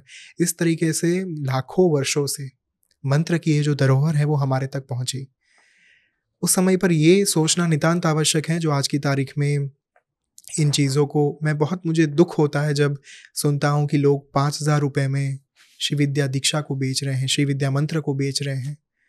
और मैं हमेशा एक बात सोचता हूँ कि आप माँ की कीमत लगा रहे हो, 5,000 रुपये जो अमूल्य हैं, जिनके ऊपर कभी कोई प्राइस टैग नहीं लग सकता, जो ब्रह्मांड की सर्वोच्च विद्या है, आप उसके ऊपर प्राइस टैग लगा रहे हो। माँ को बेचा नहीं जाता, माँ को प्राप्त किया जाता है। सही में हो रहा है आप लोग के नॉलेज में? यस रौनिक जी, जब हमारी साधना ऐप फ्री है तो हमारे पास आके भी बहुत एडवाइस आती है कि आप इसको फ्री क्यों रख रहे हैं, अगर आपने इसमें वैल्यू नहीं लगाई तो लोग सीरियसली नहीं लेंगे। तो वो चीज़, क्योंकि हमें पता है आसपास जितने भी हैं वो सब everything has a price tag on it, you see, आप जाके खुद देख लीजिए। एंड देखिए, एक नॉट फॉर प्रॉफिट होता है, एक फॉर प्रॉफिट होता है। बहुत ऐसी ऑर्गेनाइजेशंस हैं जो धर्म का काम कर रही हैं, बट वो फॉर प्रॉफिट है। When you have an organization that is for profit, you are here to make money. When you have an organization that's not for profit, and also ऐसा नहीं है प्रॉफिट इम्पॉर्टेंट नहीं है, it is, because आपको अपने खर्चे निकालने हैं, but we are not here to make money. आपने स्टार्टिंग में एक बात बोली ना कि आप लोग बहुत यंग हो, तो जब मैंने शुरू किया तो मैं जूम कॉल्स पे जाती थी, लोगों से मिलती थी 3 साल पहले। तो मुझे कोई भी देखता था, उनको लगता था कि ये बच्चे कर रहे हैं इतनी बड़ी बड़ी बातें, धर्म का काम। वो सोचते थे कि शायद कोई बहुत ही एल्डरली पर्सन आएगा जो उनसे बात करेगा। हाँ, they kept on waiting for that person कि सफेद बाल होंगे। वो अलग बात है कि पिछले 3 साल में हो गए बहुत हो गए, लेकिन ये चीज़ का बहुत होता था। एक बार इनफैक्ट एक सज्जन है, उन्होंने मुझे बोला कि आप हमें धर्म की बात करोगे, आपकी जितनी उम्र नहीं है उतने सालों का तो मेरा इतना अध्ययन है मेरा। तो मैं वापस जाके बहुत रोई थी उस दिन, बिकॉज मैंने फिर भगवान से, मेरी लड़ाई भी बहुत अच्छी खासी होती है, तो मैंने बोला भगवान, क्या मेरी उम्र या the way I look is that a show stopper in doing work for धर्म? तो क्या मुझे वेट करना चाहिए जब मैं बूढ़ी हो चुकी हूँ या सारा मेरा घर परिवार सेटल हो चुका है और अब बिकॉज मैं रिटायर्ड हूँ, तो now it's the time to go and talk about spirituality या go and talk about Sanatan Dharma? क्योंकि यूजुअली हमारी सोसाइटी में ये बहुत ऐसे ही होता है कि आप रिटायर हो गए तो आप तीर्थ पे चले जाओ, अब आप तीर्थ पे चले जाओ। तब आपने कोई नॉट फॉर प्रॉफिट सोची, तब आपने कोई एनजीओ सोची कि अब हमारे मेन काम खत्म हो चुके हैं, तो अब हम इस तरफ चलते हैं। क्योंकि जो यंग भी हैं और जो नॉट फॉर प्रॉफिट चला रहे हैं, धर्म के लिए चलाने वाले बहुत कम हैं। You see, somehow it gets mistaken with old. ऐसे कहेंगे कोई पूजा पाठ कर रहा है, साधना कर रहा है, तो वो कोई बहुत ही एल्डरली एज का होगा जो कर रहा है, वही इस बारे में बात कर सकता है। बाकी सारे लोग तो पार्टिंग करने में और सोशलाइज करने में बिजी हैं। मुझे भी ये चीज़ मेरे दोस्तों से काफ़ी सुनने को मिलती है, क्योंकि मैं अपना मेडिटेशन वगैरह थोड़ा 10 साढ़े 10 तक खत्म करके 11 बजे तक खत्म करके गो टू बेड। मैं फिर सुबह थोड़ा उठ के अपना काम वाम करता, तो मुझे लोग बोलने लगे तुम्हारी जो लाइफस्टाइल ना बूढ़ों ऐसी होने लगी तुमने अपनी जिंदगी से सारे चीज, सब मजेदार चीजें हटा दी, अब तुम बस यही सब करते रहते हो।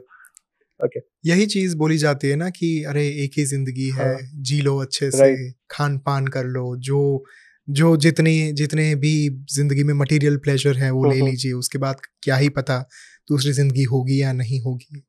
बट अगर माइंडफुलनेस के साथ आप अपने जीवन में आगे बढ़ो, ये बात सिर्फ आपके स्पिरिचुअल लाइफ के लिए नहीं, आपके अपनी बॉडी के लिए भी उतनी ही ज़्यादा लाभदायी है। जितना ज़्यादा आप उसका ध्यान रखोगे, उतना ही ज़्यादा इस बॉडी से आप काम ले पाओगे, उतना ही ज़्यादा आप चाहे अपनी सेवा, चाहे परिवार की सेवा, चाहे समाज की सेवा कर पाओगे। और इसी कारण से कहीं ना कहीं जब स्वामी जी के साथ ये मुलाकात हुई, उसी दिन से रौनिक जी मैंने ये निर्णय ले लिया था। उन्होंने कहा था कि बेटा, सनातन को कभी कमर्शलाइज मत करना, इस धर्म को कमर्शलाइज मत करना कभी, यही मेरी सलाह होगी आपसे। उन्होंने ये भी नहीं कहा था आदेश होगा, सलाह होगी, एडवाइस होगी। उस पॉइंट ऑफ टाइम पर एक ही निर्णय मैंने लिया था अपने जीवन में, जिसके ऊपर मैं हमेशा अपने आखिरी सांस तक कायम रहूँगा।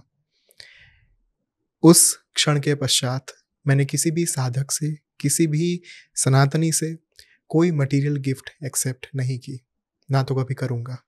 पैसे ना तो गिफ्ट, दोनों में से एक भी चीज़ मैं नहीं लेता किसी से, क्योंकि वही नियम मेरे गुरु ने, जब उन्होंने संन्यास धारण किया, जब उन्होंने माँ की प्राप्ति की, तभी से उन्होंने तय किया था कि मैं आगे से किसी से भी किसी भी प्रकार के गिफ्ट्स जो हैं या फिर कैश या फिर डोनेशन पर्सनली एक्सेप्ट नहीं करूँगा। उसी नियम पर मैंने उस दिन से चलना शुरू कर दिया जब मैं पहली बार स्वामी जी के साथ ये वार्तालाप कर रहा था और उन्होंने मुझे ये समझाया कि क्यों नहीं करना है। आज तक ना तो किया है, ना तो इस जीवन में कभी करूँगा। मुझे बहुत रिसेंटली एक केस पता चला था, विदाउट नेमिंग और गिविंग एनी हिंट। कोई एक साधक है जो एक सर्टेन पॉडकास्ट पे आए थे, जिनके बाद उनको काफ़ी लोगों ने रीच आउट किया एंड ये सुनने में आया किसी और से कि taking benefit of that situation, उस सिचुएशन का फ़ायदा उठा के वो लोगों से, पर्टिकुलरली फ्रॉम मेल, वो पैसा ले रहे थे एंड फीमेल से वो अदर बेनिफिट्स की मतलब कहीं और बुलाना, ये सब चीजें चल रही थी। तो क्या आज, क्योंकि आप खुद एक इतने बड़े साधक हैं, क्या आपको लग रहा है कि, और लोग आप देख रहे यूथ तंत्र साधना, फॉर दैट मैटर धर्म की तरफ बहुत खींचे आ रहे हैं, और तंत्र साधना क्योंकि काफी टाइम से एक फॉरबिडन चीज, not in a bad sense, मैं एक बहुत ही उसमें बात कर रहा हूँ, तो अब लोगों को इंटरेस्ट करने लगा है। तो क्या इस वजह से लोग गलत दिशा में भी जा रहे हैं, और खासकर यंगस्टर? बहुत जा रहे हैं, क्योंकि आप देखिए, सबसे पहले तो हमारे पास कोई पैरामीटर नहीं है कि जो इंसान साधना के बारे में या फिर सनातन के बारे में बात कर रहा है उसमें सत्यता कितनी है, राइट, प्रामाणिकता कितनी है, हम वो समझ नहीं पा रहे क्योंकि हमने वो एक्सपीरियंस किया नहीं। और बिना अनुभव के आप किसी और के सत्यता के बारे में क्या ही बोल पाएंगे। किसी के ट्रूथ को, किसी की ऑनेस्टी को, किसी के एक्सपीरियंस को जानना है तो कहीं ना कहीं पहले आपको इतना सुसज्ज होना पड़ेगा कि आप उस इंसान के भीतर छिपी हुई सत्यता को परख पाओ। जब आपके स्वयं के भीतर ही वो परख नहीं है तो फिर आप कहीं भी दलदल में जाकर, कीचड़ में जाकर फंस सकते हो। वही हो रहा है। जो भी लोग सुन रहे हैं, जो भी लोग देख रहे हैं, वो सभी को सत्य मान रहे हैं। एग्जैक्टली यही हो रहा है। एंड रौनिक जी, हमारे ना ग्राउंड पे शिविर होते हैं, मंत्र साधना प्रोग्राम जो हमारा है, और फर्स्ट टाइम मैंने वो शिविर बैंगलोर में अटेंड किया। तो मैं और परख हम यही बात कर रहे थे शिविर के बाद कि वहाँ पे जो लोग आए, some of them had very personal problems in their lives, और उनके जो क्वेश्चंस थे वो बहुत जेन्युइन थे। एक दो के तो क्वेश्चंस ऐसे थे कि वो रो पड़े। तो I was mentally disturbed for 2 days, ये सोच के कि अगर एक सत्य, if a truthful person was not there, बहुत आसान है किसी की वनरेबिलिटी की एडवांटेज लेना। Absolutely.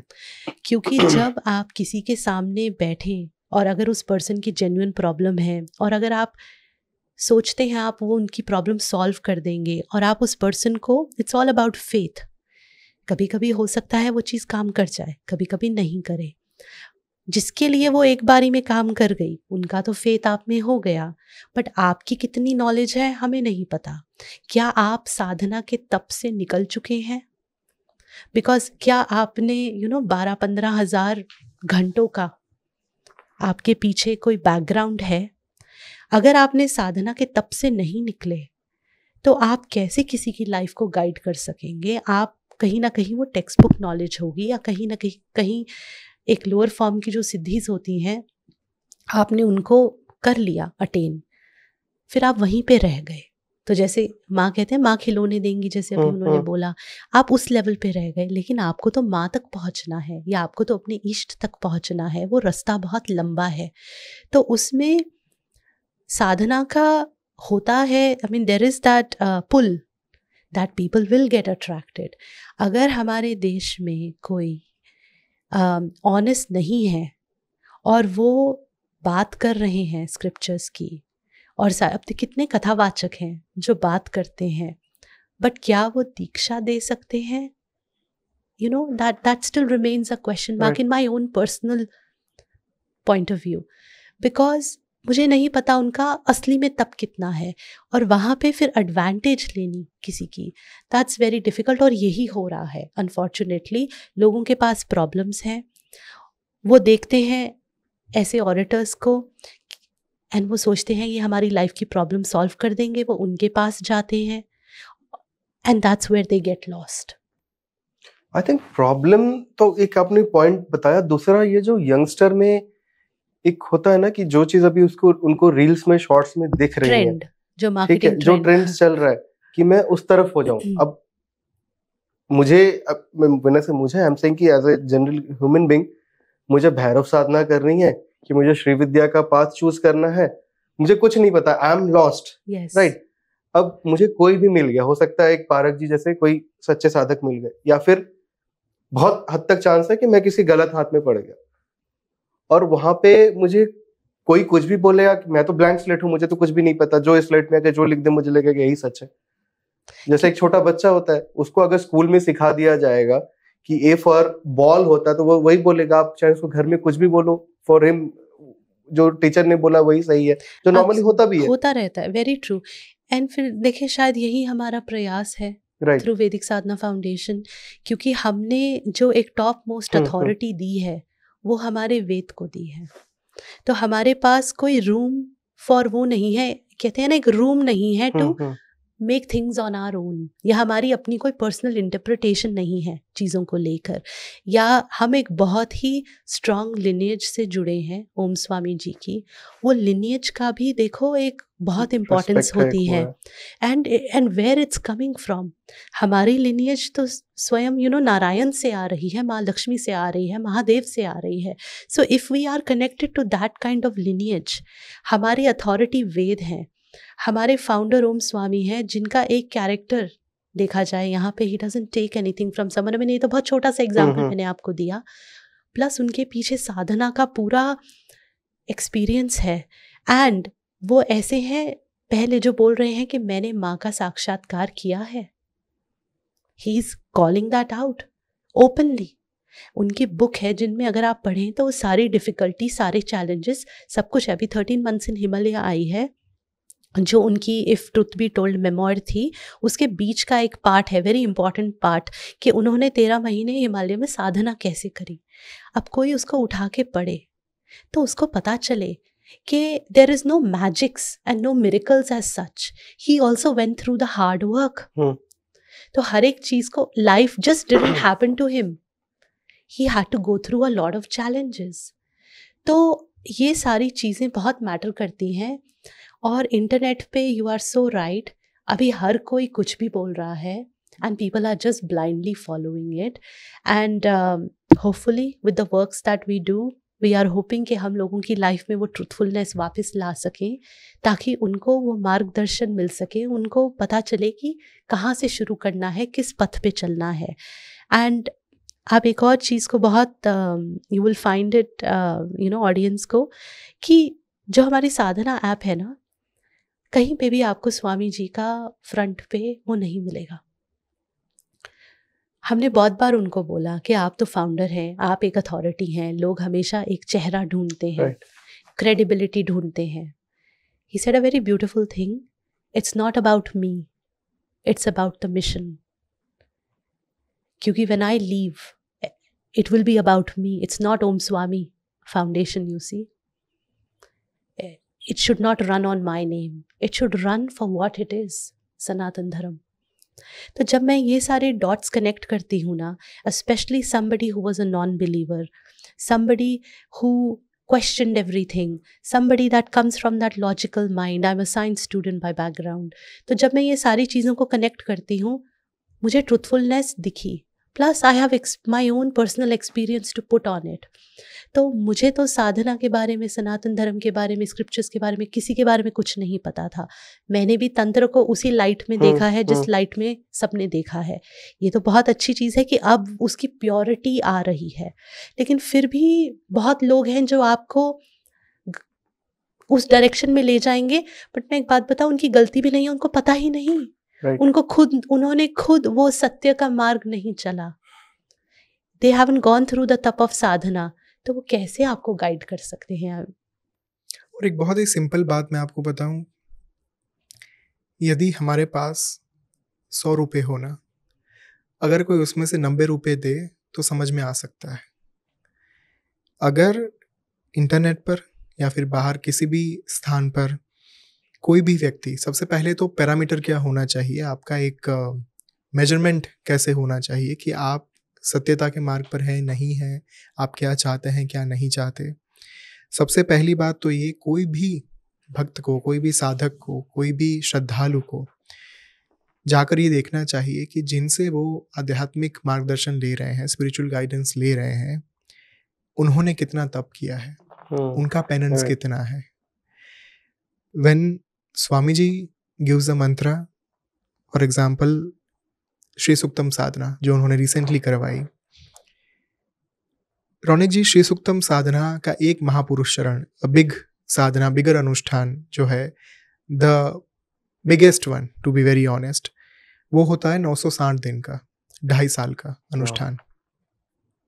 2.5 साल तक डेली आपको श्री सूक्तम का उच्चारण जो है वो करना होता है विनियोग के साथ। वो सारी अलग अलग जो विधि विधान है, मुद्रा से लेकर तर्पण मार्जन यज्ञ से लेकर, वो सारे विधि विधान से गुजरते हुए 2.5 साल के बाद आपका एक महापुरुष शरण संपन्न होता है।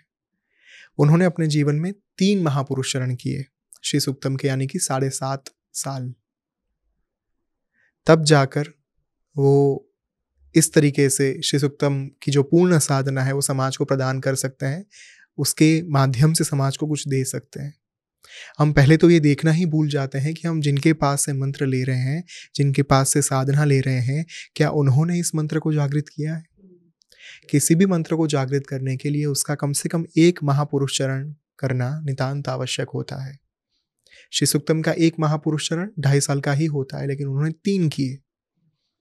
वैसे ही अगर आप साधना ऐप को देखेंगे ना, वहाँ पर 150 से ज़्यादा मंत्र दिए हैं। उन्होंने 8 वर्ष की आयु से जिन जिन मंत्रों की साधना शुरू की, जिन जिन मंत्रों को जागृत किया, वहाँ से लेकर 30-32 साल की उम्र तक उन्होंने जितनी साधनाएं की, उन सभी साधनाओं को वहाँ पर उन्होंने जागृत मंत्र, अपने जागृत मंत्र जो है वो दिए। ये नहीं कि शास्त्रों से उठाकर, कहीं से पढ़कर, अच्छा मंत्र महानव से न्यास उठाकर डाल दिया। ये तो मिल जाएंगे आपको कहीं ना कहीं, मंत्र महोदधि से मिल जाएंगे, मंत्र महानव से मिल जाएंगे न्यास विधि। जागृत है या नहीं, पहले उनसे जाकर पूछिए, आपने क्या किया है? आपने कितने घंटों का मेडिटेशन किया? जो प्रियंका ने कहा, आपने कितनी साधनाएं करी? आपने जो मंत्र आप हमें दे रहे हो, क्या उसका महापुरुष चरण आपने किया है? क्या आपके द्वारा वो मंत्र जागृत है, या फिर आप बुक से उठाकर दे रहे हो? हम ये प्रश्न पूछना भूल जाते हैं, और इसी वजह से हम कई बार दलदल में फंस जाते हैं, हम कीचड़ में फंस जाते हैं, हम भटक जाते हैं। और इसी वजह से लोग कई बार पैसे भी दे देते हैं, अपनी जो धन संपदा है वो लुटाकर आ जाते हैं, बिना सोचे, बिना देखे सत्यता क्या है। ये वही बात है ना, जैसे आपको अगर किसी नए क्लासरूम में बैठा दिया जाए और आपसे पूछा कोई क्वेश्चन है तो बताओ, जब आपको उस सब्जेक्ट के बारे में, उस टॉपिक के बारे में कुछ पता ही नहीं है तो आप राइट सवाल भी नहीं पूछ सकते हो। तो वही बात है ना, बेटर कि आप चुप रहते हो और जो आगे से आपको मिल रहा है आप वही ऑब्जर्व करो, आपको लगता है यही सच है। 100 रुपए की बात है, आप 90 रुपए कोई दे तो समझ सकते हैं, लेकिन कोई आपको 100 रुपए के सामने 1000 रुपए देने का कमिट कर दे कि मैं आपको 1000 रुपए दूंगा, आप उनसे कहेंगे ना, अरे आपके पास ही 100 रुपए पड़े हैं, आप कैसे 1000 दे पाओगे मुझे? किसी के पास मंत्र साधना का तप जो है, तपोबल, वो है ही नहीं, और वो बांट रहा है सबको, क्या ही प्राप्त होगा? एंड मेरे लिए कहीं ना कहीं ये क्वेश्चन मार्क जो पेमेंट का होता है ना, वो थोड़ा सा क्वेश्चन मार्क आ जाता है, क्योंकि मेरे तो एक ही गुरु हैं, तो मैंने कभी साधना के लिए चार्ज करते हुए नहीं देखा। तो मुझे ऐसा लगता है कि ये क्वेश्चन मार्क है। जब हमें भी मैसेजेस आते हैं कि यहाँ पे देखेंगे श्री विद्या की इतनी में साधना, इट्स वेरी अनकंफर्टेबल। हमारी साधना ऐप में we have dakshina, but dakshina is an integral part of Sanatan Dharma. वहाँ पे हम ये नहीं बोल रहे it's your choice, right, and हम वहाँ पे भी उनको बता रहे हैं कि हमें अपना इंफ्रास्ट्रक्चर मैनेज करने का इतना कॉस्ट है, अगर आप चाहें सपोर्ट करना so that we can go ahead and take this to other people, आप सपोर्ट कर सकते हैं। रौनिक जी, हमारे पास अगर 10,000 लोग हैं ना, तो उसमें से सिर्फ 2% डोनेट करते हैं। तो आप ये देखिए, जो एक्चुअली में बाहर दे आर सेलिंग इट, देखिए they are selling it, it is they are making a business out of it, and I don't want to question their intent। शायद कुछ रीज़न रहा होगा for them to also sell, but वो कहीं मेरे personal point of view में बैठता नहीं, बिकॉज जैसे अभी परख ने बोला ना कि भगवान मेरे लिए अमूल्य है, you can not put a कीमत ऑन दैट। राइट, थोड़ा इसे डिविएट करके बात करते हैं। जो आप लोग जो यज्ञ वगैरह, साधना वगैरह के शिविर लगाते हैं, जो आपने पॉडकास्ट के स्टार्टिंग में कुछ बोला था कि पिन प्रिक इफेक्ट, तो जब एक साथ एटलीस्ट आई एम गेसिंग कि 200, 250, 400 लोग होंगे एक जगह पे। हाँ जी, डिपेंड्स। वहाँ पे भी एक बड़े इंटरेस्टिंग है, रजिस्ट्रेशन तो अपने पास 400-500 की आती हैं, बिकॉज पेड नहीं है ना, लोग रजिस्टर कर देते हैं सोच के कि चलो चले जाएंगे. So we get a 50% turn out, so around 200 people. 200 से 200 लोग अगर एक जगह बैठ के साधना कर रहे हैं, यज्ञ हो रहे हैं, तो उसका भी तो एक वो जो वातावरण बनता होगा उस टाइम, जो एक माहौल बनती है, उसके बारे में आप फर्स्ट हैंड एक्सपीरियंस आप लोगों का कैसा क्या है? I'll give you photos. Photos देखते ही आप समझ जाएंगे कि वहाँ का माहौल क्या. मैंने आपके इंस्टाग्राम पे कुछ फोटोज देखे थे, आई थिंक गुजरात का था, कुछ गणपति शिविर था गुजरात का, अहमदाबाद में था, अहमदाबाद में. So it's a beautiful energy, really beautiful. इतना अच्छा लगता है, सारे लोग आते हैं, बैठते हैं, मोस्ट ब्यूटीफुल.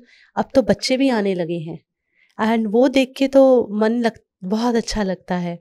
और मंत्र उच्चारण हो रहे होते हैं, फिर यज्ञ हो रहे होते हैं, हमारे मेंटर्स इतने ब्यूटीफुली एक्सप्लेन कर रहे होते हैं. कितने लोग आके बोलते हैं, हम तो आज तक रिलाई करते थे कि कोई आके घर पे हमारी पूजा करवा दे, हवन करा दे. फर्स्ट टाइम हमें इन मंत्रों के पीछे की सिग्निफिकेंस पता चली, मतलब पता चला. हमने तो आज तक कभी न्यास और मुद्रा के बारे में सुना ही नहीं था, हमें पता ही नहीं था वो चीज़ क्या होती है. तो आपने आज बताया कि हम अपने अंदर ही उस भगवान को इंस्टॉल कर रहे हैं, एस्टैब्लिश कर रहे हैं, फिर साधना कर रहे हैं. बहुत लोग बोलते हैं हम तो पूजा समझते थे, हमें तो पता ही नहीं था साधना क्या होती है. कितने लोग वापस जाके हमें लिखते हैं और बोलते हैं कि अगर कि हमारी लाइफ में अच्छा हो रहा है, तो वो भी सुन के बहुत अच्छा लगता है. ऐसे नहीं कि हम चाहते हैं कि साधना अनुभव के लिए हो. साधना शुड नॉट हैपन कि आपको कुछ उसमें से चाहिए. The only thing why you should do sadhana is to invite grace of Bhagwan. आपकी लाइफ में कृपा रहे हमेशा भगवान की, अपने इष्ट की, उस मंत्र की. So it's a very beautiful experience. हमारे पास वीडियोस भी होंगी, आपको भेजेंगे. इनफैक्ट आप आइए हमारे किसी शिविर में, अटेंड कीजिए, बिकॉज वो एक कलेक्टिव एनर्जी जो क्रिएट होती है ना, इट्स अमेजिंग. और ये ऑन ग्राउंड शिविर के लिए भी हमने डे 1 से जो स्वामी जी की इंस्ट्रक्शंस थी, कोई चार्जेस नहीं करते, एक भी रुपया, ना तो यज्ञ के लिए, ना तो किसी और विधि विधान के लिए, क्योंकि हम एक ही चीज़ कहते हैं, देखिए हम आपको इंडिपेंडेंट बनाना चाहते हैं. यहाँ पर हम आपका हैंड होल्ड करेंगे, हम आपको सिखाएंगे कि न्यास कैसे होता है, मुद्राएं कैसे होती हैं. पर जब आप घर पर जाएंगे, you have Sadhana app with you on your mobile phones. वहाँ पर जब आप न्यास कर रहे हो ना, तब आपको पता होना चाहिए कि मैं न्यास क्यों कर रहा हूँ. इसी एक उद्देश्य के साथ ये ऑन ग्राउंड जो पूरा प्रोग्राम है वो शुरू किया गया था, ताकि एक ड्राई रिचुअल बनकर ना रह जाए. वो जो कर रहे हैं, चाहे वो विनियोग हो, चाहे वो पवित्रीकरण हो, प्योरिफिकेशन प्रोसेस, चाहे वो दीप प्रागट्य हो, तर्पण, मार्जन, क्षमा प्रार्थना, ऊर्जा विसर्जन, उन सब के सिग्निफिकेंस के बारे में उनको पता होना चाहिए कि मैं ये क्यों कर रहा हूँ. और जब आप कुछ चीज़ समझ कर करते हो ना, उसके पीछे अपने आप भाव प्रकट हो जाता है, वो एक फेथ अपने आप प्रकट होना शुरू हो जाता है. अन्यथा तो आप पोपट की तरह रट्टा ही मार रहे होते हैं. तो वो तो हमारा उद्देश्य कभी था ही नहीं. साधना ऐप को भी जब लाया गया, तब इसी उद्देश्य के साथ लाया गया कि इंडिपेंडेंट बनाया जाए, लेकिन वहाँ पर भी समयाचार मार्ग पर एक वजन दिया जाता है कि देखिए, नो डाउट आपको मंत्र का श्रवण करना है, मंत्र को सुनना है, आपको मुद्राओं के ऊपर ध्यान देना है, पर एक बात हमेशा स्मरण में रखिए, mindfulness, concentration is the key. अगर ये नहीं होगा और आप ये सोच रहे हैं कि आप किचन में काम कर रहे हैं, उसके दौरान आप साधना चालू करके वहाँ पर रख देंगे और आपका काम होता रहेगा इस बाजू, ऐसे साधना नहीं होती. Mindfulness is the most important aspect when you are doing a मानसिक साधना, when you are doing a Sadhana on the path of समयाचार मार्ग, जहाँ पर आप सारे विधि विधान बिना किसी फिजिकल इंग्रेडिएंट्स के साथ अपने मन में मानस पट पर जो विधान करते हैं, जैसे शिव मानस पूजा होती है, राइट. जैसे आदि शंकराचार्य जी ने समयाचार मार्ग पर चलते हुए ही साक्षात्कार किया था. स्वामी जी ने जंगलों में जिस मार्ग पर चलते हुए साक्षात्कार किया, माँ का और भगवान नारायण का, वो मार्ग भी समयाचार मार्ग ही था. यदि उस मार्ग पर चलते हुए आज से 1200 साल पहले किसी को प्राप्ति हो सकती है, यदि उसी मार्ग पर चलते हुए आज के समय में किसी को प्राप्ति हो सकती है, तो हम क्यों ऐसा मानकर चले कि यदि इस मार्ग पर हम चलेंगे तो हमें प्राप्ति नहीं होगी? ज़रूर होगी. कंसंट्रेशन, माइंडफुलनेस, ये 2 चीज़ आपके पास होगी, और 3 एलिमेंट्स, भक्ति, समर्पण, श्रद्धा, डिवोशन, सरेंडर, फेथ, ये 3 चीज़ चाहिए है किसी भी साधना को सफल बनाने के लिए। अगर ये 3 चीज़ हैं रौनिक जी, मैं आपको स्टैम्प पेपर पर लिख कर दे सकता हूँ, ऐसी एक भी साधना नहीं होगी जो सफल ना हो सकता है प्रभाव आज नहीं तो कल देखने को मिले, कल नहीं तो परसों देखने को मिले, पर वो साधना व्यर्थ नहीं जाती, इतना तो मैं आपको लिख कर दे सकता हूँ। और यही अपने आप में मैटर करता है। आप ऑन ग्राउंड पर जब आप आएंगे ना, बहुत सारे लोग आते हैं, ये कहते हैं कि पूजा और साधना के बीच का जो अंतर है वो नहीं पता था। पहली बात ये, हमारे वेदों ने हमें इतनी बड़ी विरासत दी, इतनी बड़ी धरोहर दी, हमें ये तक नहीं पता था कि हमारे पास इतना सुदीर्घ हेरिटेज प्राप्त है। हम वही पहुंचाने का कार्य कर रहे हैं। हम इतना मेक श्योर करना चाहते हैं कि बीच से माध्यम हट जाए। अगर आपके पास पीएमओ का डायरेक्ट नंबर है, आपके पास पीएमओ तक पहुंचने का डायरेक्ट एक्सेस है, तो आप क्यों क्लार्क के थ्रू जाना चाहते हैं? हम वही कर रहे हैं। हम लोगों को इंडिपेंडेंट बनाकर उनसे यही कह रहे हैं कि आपको एक भी रुपया, एक भी शुल्क दिए बिना साधना ऐप के माध्यम से आप करिए साधना, अपने खुद से घर पर बैठकर करिए। आपको किसी के मार्गदर्शन की भी आवश्यकता नहीं होगी। इतना ही नहीं, जो प्रियंका ने दक्षिणा के बारे में बात करी, किसी को भी फोर्सफुली कभी भी ये नहीं कहा जाता कि आपको इस साधना के लिए दक्षिणा देनी ही देनी है। यथाशक्ति, यथासंभव, यथा योग्य, आपको जो ठीक लगे आप देना चाहते हैं दे। यदि आपकी स्थिति ऐसी नहीं है कि आर्थिक अवस्था आपकी ऐसी नहीं है कि आप दे पाए, कोई बात नहीं, that is also fine. We do not force them to give the dakshina at all. और यही अपने आप में सबसे बड़ी एक उपलब्धि जो है वो हमारे लिए है कि ऐसा स्ट्रक्चर, ऐसा मॉड्यूल होने के बावजूद आज की तारीख में हम 3 साल जो है वो पूर्ण कर चुके हैं। मार्च में 1 मार्च 2025 को हमारी साधना ऐप को लॉन्च हुए 3 साल हो जाएंगे। And over the last 3 years, not just Sadhana app, हमारा मंत्र सिद्धा प्रोग्राम, यहाँ पे अप्रॉक्सीमेटली आई थिंक हमने 40 शिविर किए होंगे अभी तक।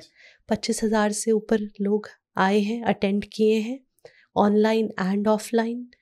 और हमारी ब्लैक लोटस मेडिटेशन ऐप है जहाँ पे ध्यान सिखाया जाता है। हमारी एस्ट्रो साधना ऐप है, वो भी हमने इसीलिए तैयार की ताकि लोग जो ज्योतिष विद्या को एक कमर्शलाइज बहुत एंगल बन चुका है, वहाँ पे भी हम उनको वापस साधना ही करवा रहे हैं। ऐसे हमारी साधना टैबलेट है जो हमने एक अपनी कस्टमाइज्ड डिवाइस बनाई है, which is paid. People can by the tablet और हमारी सारी एप्स, बुक्स, सब कुछ उसमें है। डिस्ट्रैक्शन फ्री पूरा, जहाँ पर आपको कोई नोटिफिकेशन नहीं आएगा, कोई व्हाट्सएप का वो मैसेज नहीं आएगा। आपको सिर्फ वहाँ पर साधना ही करनी है, मेडिटेशन ही करना है। आप स्वाध्याय, यानी कि जो हमारे ग्रंथों का अध्ययन है, वो भी नितांत आवश्यक है। यदि आप खाली समय में हैं तो आप उसमें भजन सुनिए, आप उसमें डिस्कोर्सेस सुनिए। तो इन चीज़ों के लिए वो बनाया गया ताकि आप अपने प्रत्येक क्षण का सदुपयोग करें। Also, Ronik ji, that helps us become sustainable because हमारे पास रेवेन्यू, अगर मैं कॉर्पोरेट बात करूँ तो मोनेटाइजेशन के जो एंगल्स होते हैं एक ऑर्गेनाइजेशन के लिए, वो बहुत लिमिटेड हैं क्योंकि लोग नहीं हैं जो आगे सपोर्ट कर सके। जो यूज़ करते हैं प्रोडक्ट्स को वो दक्षिणा देते हैं और उससे सस्टेनेबिलिटी आ रही है। लेकिन जिस स्पीड से हम आगे चल सकते हैं और घरों में पहुंच सकते हैं, जो एक ऑर्गेनाइजेशन को कैसे बताऊं, एक स्केलेबिलिटी के लिए चाहिए होता है, वो we are babies there. So right now तो हमारा फोकस है कि how do we become sustainable, because मुझे पर्सनली चैरिटी लेनी अच्छी नहीं लगती। I hate it. सो मुझे ऐसा लगता है कि अगर कोई रियल में इस कॉज के साथ रेजोनेट करता है, बिलीव करते हैं, वो अपने आप सामने से आएंगे। And it is really not our way. See, हमने भगवान को हमेशा ऊपर ही रखा है, तो वो वैल्यू हम नहीं लगा सकते। और ऐसा हुआ है पिछले 3 साल में, ऐसे आए हैं 4-5 लोग, who have really understood the work we are doing, जिन्होंने हमें सपोर्ट किया। हमारा एक बच्चों का प्रोजेक्ट तैयार हो रहा है, वहाँ पे एक ही इंडिविजुअल हैं जिन्होंने हमें वो फर्स्ट फेज लॉन्च करने में मदद की। तो this world is full of beautiful people and you know who really want to make a difference. I think ये जो प्लेटफॉर्म्स हैं, ऑनलाइन प्लेटफॉर्म्स, पॉडकास्टिंग वगैरह, आई थिंक ये इनकी जो रीच है, आई थिंक ये सही लोगों तक पहुंचेगी, क्योंकि जिनको इस कंटेंट से मतलब है वही देखेंगे। एंड होप कि इस पॉडकास्ट के थ्रू भी आपको कोई ऐसा सही कनेक्ट मिल जाए जिसको इस प्रोजेक्ट में इंटरेस्ट है। ओके, थोड़ा सा, क्योंकि आप लोग दोनों सेम गुरु के लीनियज से हैं, थोड़ा सा मैं ओम स्वामी जी पे थोड़ा सा और बात करना चाहूँगा। उनके बारे में थोड़ा सा कुछ बताइए। अभी तक जितना मैंने जाना और मैं इंट्रिग्ड हो रहा हूँ उनके बारे में जानने में। आप प्रियंका जी ने पहले पॉडकास्ट में भी कहा था, इसमें भी कहा, आपने भी कहा कि उनको माता के दर्शन, माँ के दर्शन हुए। So what exactly does that? So ये आपने एक ऐसा प्रश्न पूछ लिया जहां पर मैं कह सकता हूँ कि सूरज को दिया दिखाने जैसी बात हो गई। एक ऐसे विराट अस्तित्व के बारे में आप चंद शब्दों में, चंद विधान के अंदर आप कैसे ही कह पाएंगे ना। But I will try my level best कि मैं जितना हो सके उतना अपने उसमें रहकर कह पाऊँ। सो 8 वर्ष की आयु में स्वामी जी को सबसे पहले स्वप्न में भगवान देवादिदेव महादेव के दर्शन हुए थे।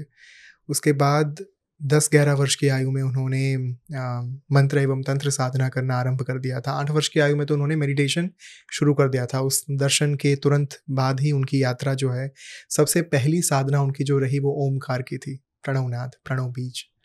It is written there in if truth be told. उसके बाद 10-11 वर्ष की आयु में मंत्र साधना के मार्ग पर वे आगे बढ़ चुके थे। At the age of 11-12 he was a master astrologer, उत्कृष्ट भविष्यवेत्ता।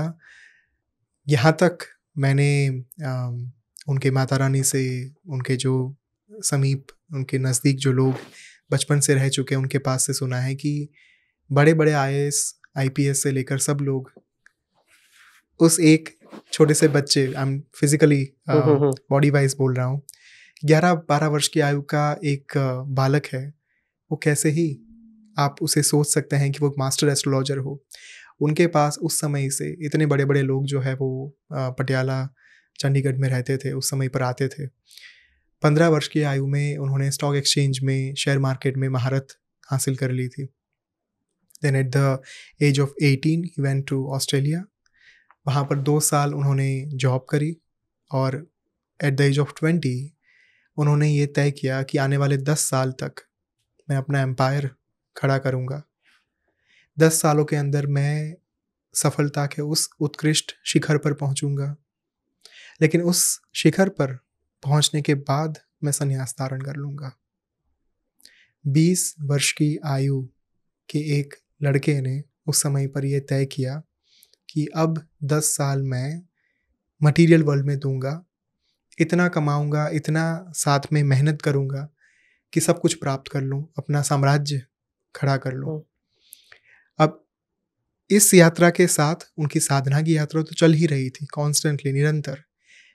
8 वर्ष की आयु से लेकर 30 वर्ष की आयु तक उनकी साधना कभी कॉम्प्रोमाइज़ नहीं हुई। इमेजिन अ CEO जो अपना पूरा दिन अलग अलग कॉन्टिनेंट्स में, अलग अलग जो बिजनेसेस हैं, उसको चलाते चलाते रात को अपनी साधना भी कर रहे हैं, और वो भी higher level of sadhanas. I think this is a story for the corporates. Correct. So 20 साल की उम्र में ये निर्णय लेने के बाद उन्होंने 28 वर्ष की उम्र में 28 वर्ष की उम्र तक Australia, US, UK, Canada, Singapore, Malaysia and India, 7 स्थानों पर अपना जो एक साम्राज्य है, एम्पायर है, बिजनेस एम्पायर, वो खड़ा कर लिया था। 28 साल की उम्र में वो आए वापस इंडिया। यहाँ पर आकर उन्होंने सबसे पहले ये सुनिश्चित किया कि उनके जो माता पिता का घर है वो सबसे आलीशान हो, एकदम उनको रहने के लिए सुविधामय स्थान हो, क्योंकि पूरी ज़िंदगी माता रानी और उनके जो पिता थे उन्होंने पढ़ाया लिखाया, 3 बच्चों को बड़ा किया, उनको अपने पैरों पर खड़ा किया।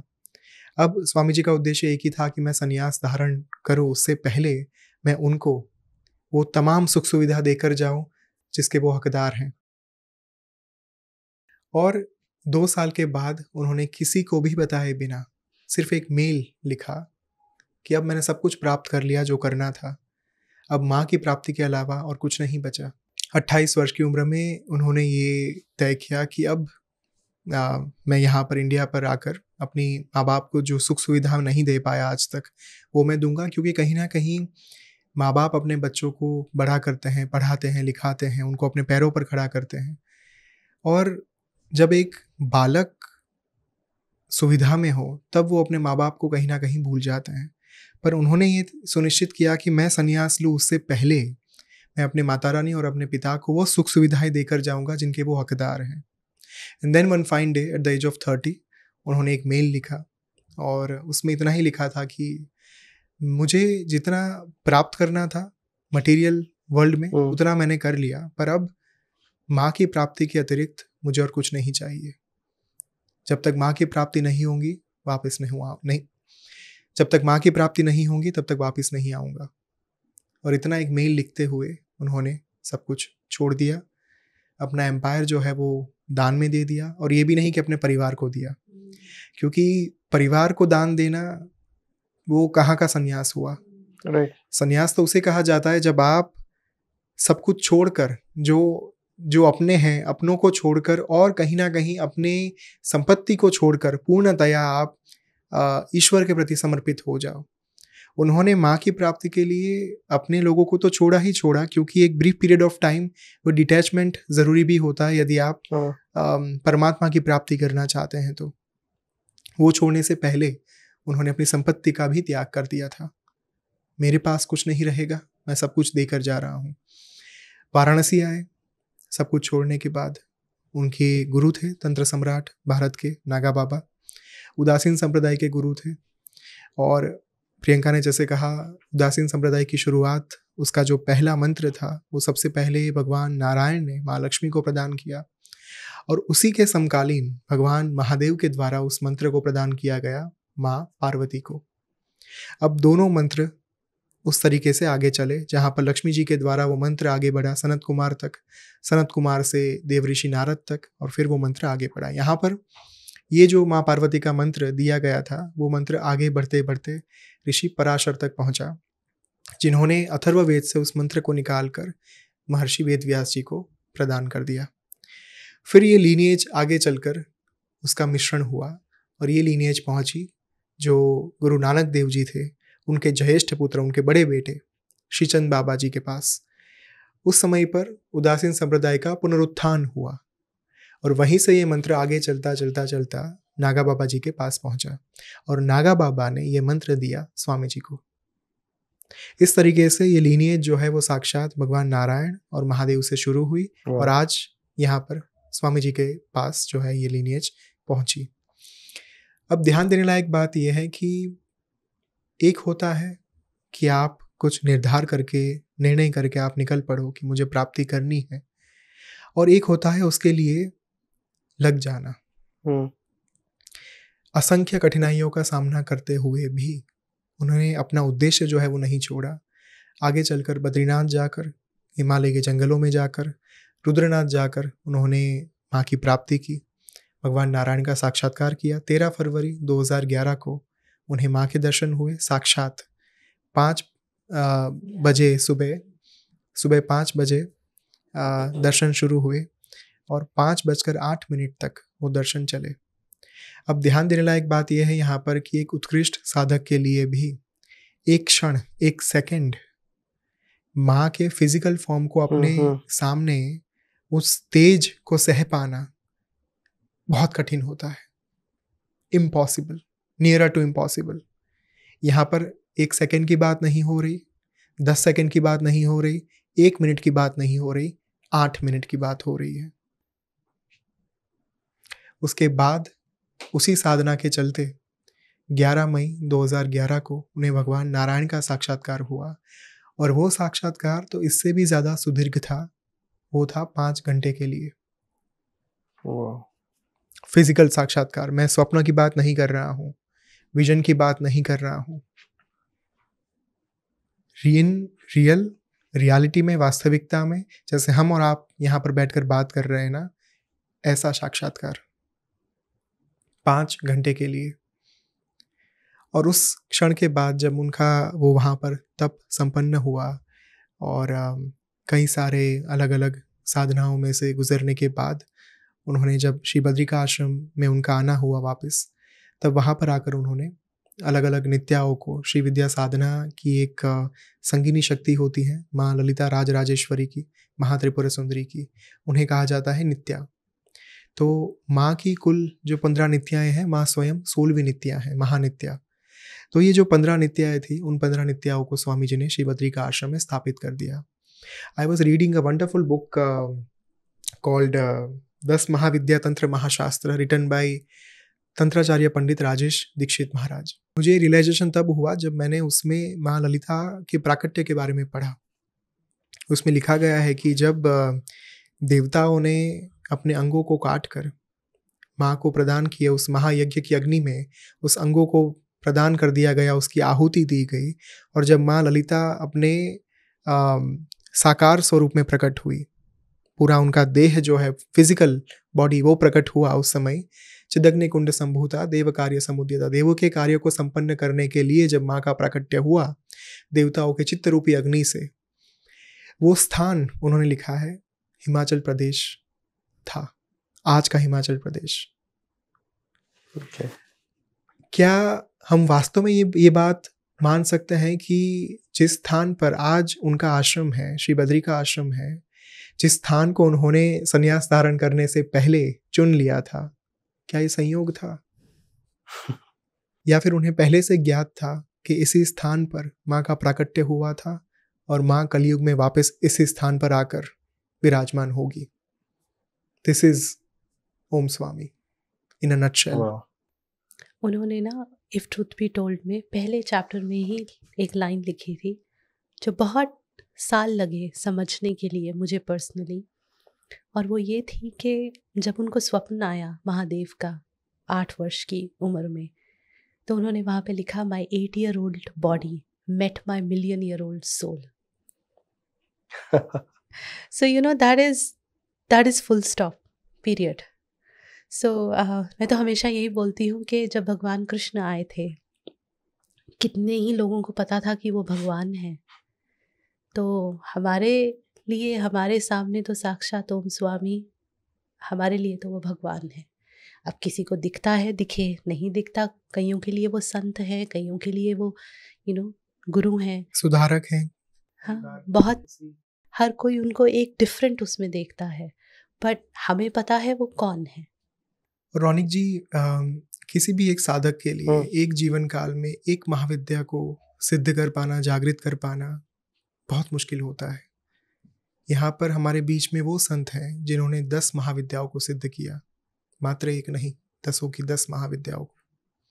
ये वो संत हैं जिन्होंने मात्र माँ ललिता महात्रिपुरा सुंदरी का साक्षात्कार नहीं, किंतु काली, तारा, भुवनेश्वरी, त्रिपुर भैरवी, छिन्नमस्ता, धूमावती, मातंगी, कमलात्मिका से लेकर जो 10 की 10 महाविद्याएं हैं, उन सभी का साक्षात्कार किया। इज द वन जिन्होंने अघोर साधनाएं भी की, जिन्होंने तांत्रिक साधनाएं भी की, और जिन्होंने वैदिक साधनाएं भी की, और शाबर मंत्रों की साधना भी की। इतना एक जीवन काल में कैसे हो सकता है किसी से भी? उन्होंने अपने एक वीडियो में कहा, जो डिस्कोर्स था यूट्यूब पर आज भी है, ओम स्वामी की परंपरा, द परंपरा ऑफ ओम स्वामी। वहाँ पर उन्होंने कहा है कि जब मुझे नागा बाबा से श्री विद्या मंत्र की प्राप्ति हुई, उसके बाद अपनी पूरी जर्नी बताते हुए उन्होंने कहा, जो मैंने आपको अभी बताई, कि मेरे पास एक नागा बाबा जी के द्वारा दी गई दीक्षा थी, एक उनके पास उनके बचपन में बड़े मामा जी थे, उनके द्वारा दी गई एक दीक्षा थी, एक बद्रीनाथ में उनकी मुलाकात भैरवी माँ से हुई थी, उनके द्वारा दिया गया जो मंत्र था वो उसकी दीक्षा थी, और चौथा उन्होंने कहा मेरी अपनी कुछ साधनाएं जो पूर्व जन्मों से थी। ये एक ही सेंटेंस, ये एक ही विधान में उन्होंने अपने अस्तित्व को उजागर कर दिया था वहाँ पर, जो आज भी आप देख सकते हैं यूट्यूब पर। That particular statement, I think ये अपने आप में समझने वाले बहुत कुछ समझ जाएंगे, और तभी ये हो सकता है। एक महाविद्या के ऊपर पूरा जीवन लगाया जा सकता है, तब जाकर भी हो सकता है वो सिद्ध हो सकता है ना भी हो। आपके इंटेंसिटी के अनुसार, आपके तप के अनुसार, आपकी भक्ति के अनुसार वो देखा जा सकता है कि उनकी सिद्धि प्राप्त होगी या नहीं होगी, वो मंत्र जो है वो महाविद्या जागृत होगी या नहीं होगी। यहाँ पर हम 10 की 10 महाविद्या की बात कर रहे हैं। फारूक जी, Priyanka ji, thank you so much. ये एंड होते होते काफी हेवी डिस्कशन हो गया। आई थॉट कि ये शायद जिस हिसाब से हमने लाइटर नोट पे शुरुआत की थी, ये धीरे धीरे इसका वो एम्पलीफाई होता गया, इसका एनर्जी। तो थैंक यू सो मच। इस पॉडकास्ट को यहाँ पे एंड करते हैं and I really look forward to our discussion, next discussion. Thank you so much आप दोनों का, and it was my pleasure, my honour कि मैं आप दोनों को एक साथ होस्ट कर पाया हूँ। Thank you so much. Thank you. और हमने इस पॉडकास्ट की शुरुआत देवी माँ के आह्वान के साथ और गुरु तत्व के आह्वान के साथ की थी। I would like to request कि अब हम पूर्णाहुति मंत्र के साथ इसे क्लोज करें, ताकि उन मंत्रों को, उन विद्याओं को, उन ऊर्जाओं को हम अपने अपने स्थान पर विदा कर पाए। प्लीज। ओम पूर्णमदः पूर्णमिदं पूर्णात् पूर्णमुदच्यते पूर्णस्य पूर्णमादाय पूर्णमेवावशिष्यते। हरि ओम तत्सत्, हरि ओम तत्सत्, हरि ओम तत्सत्। Thank you so much. Thank you so much.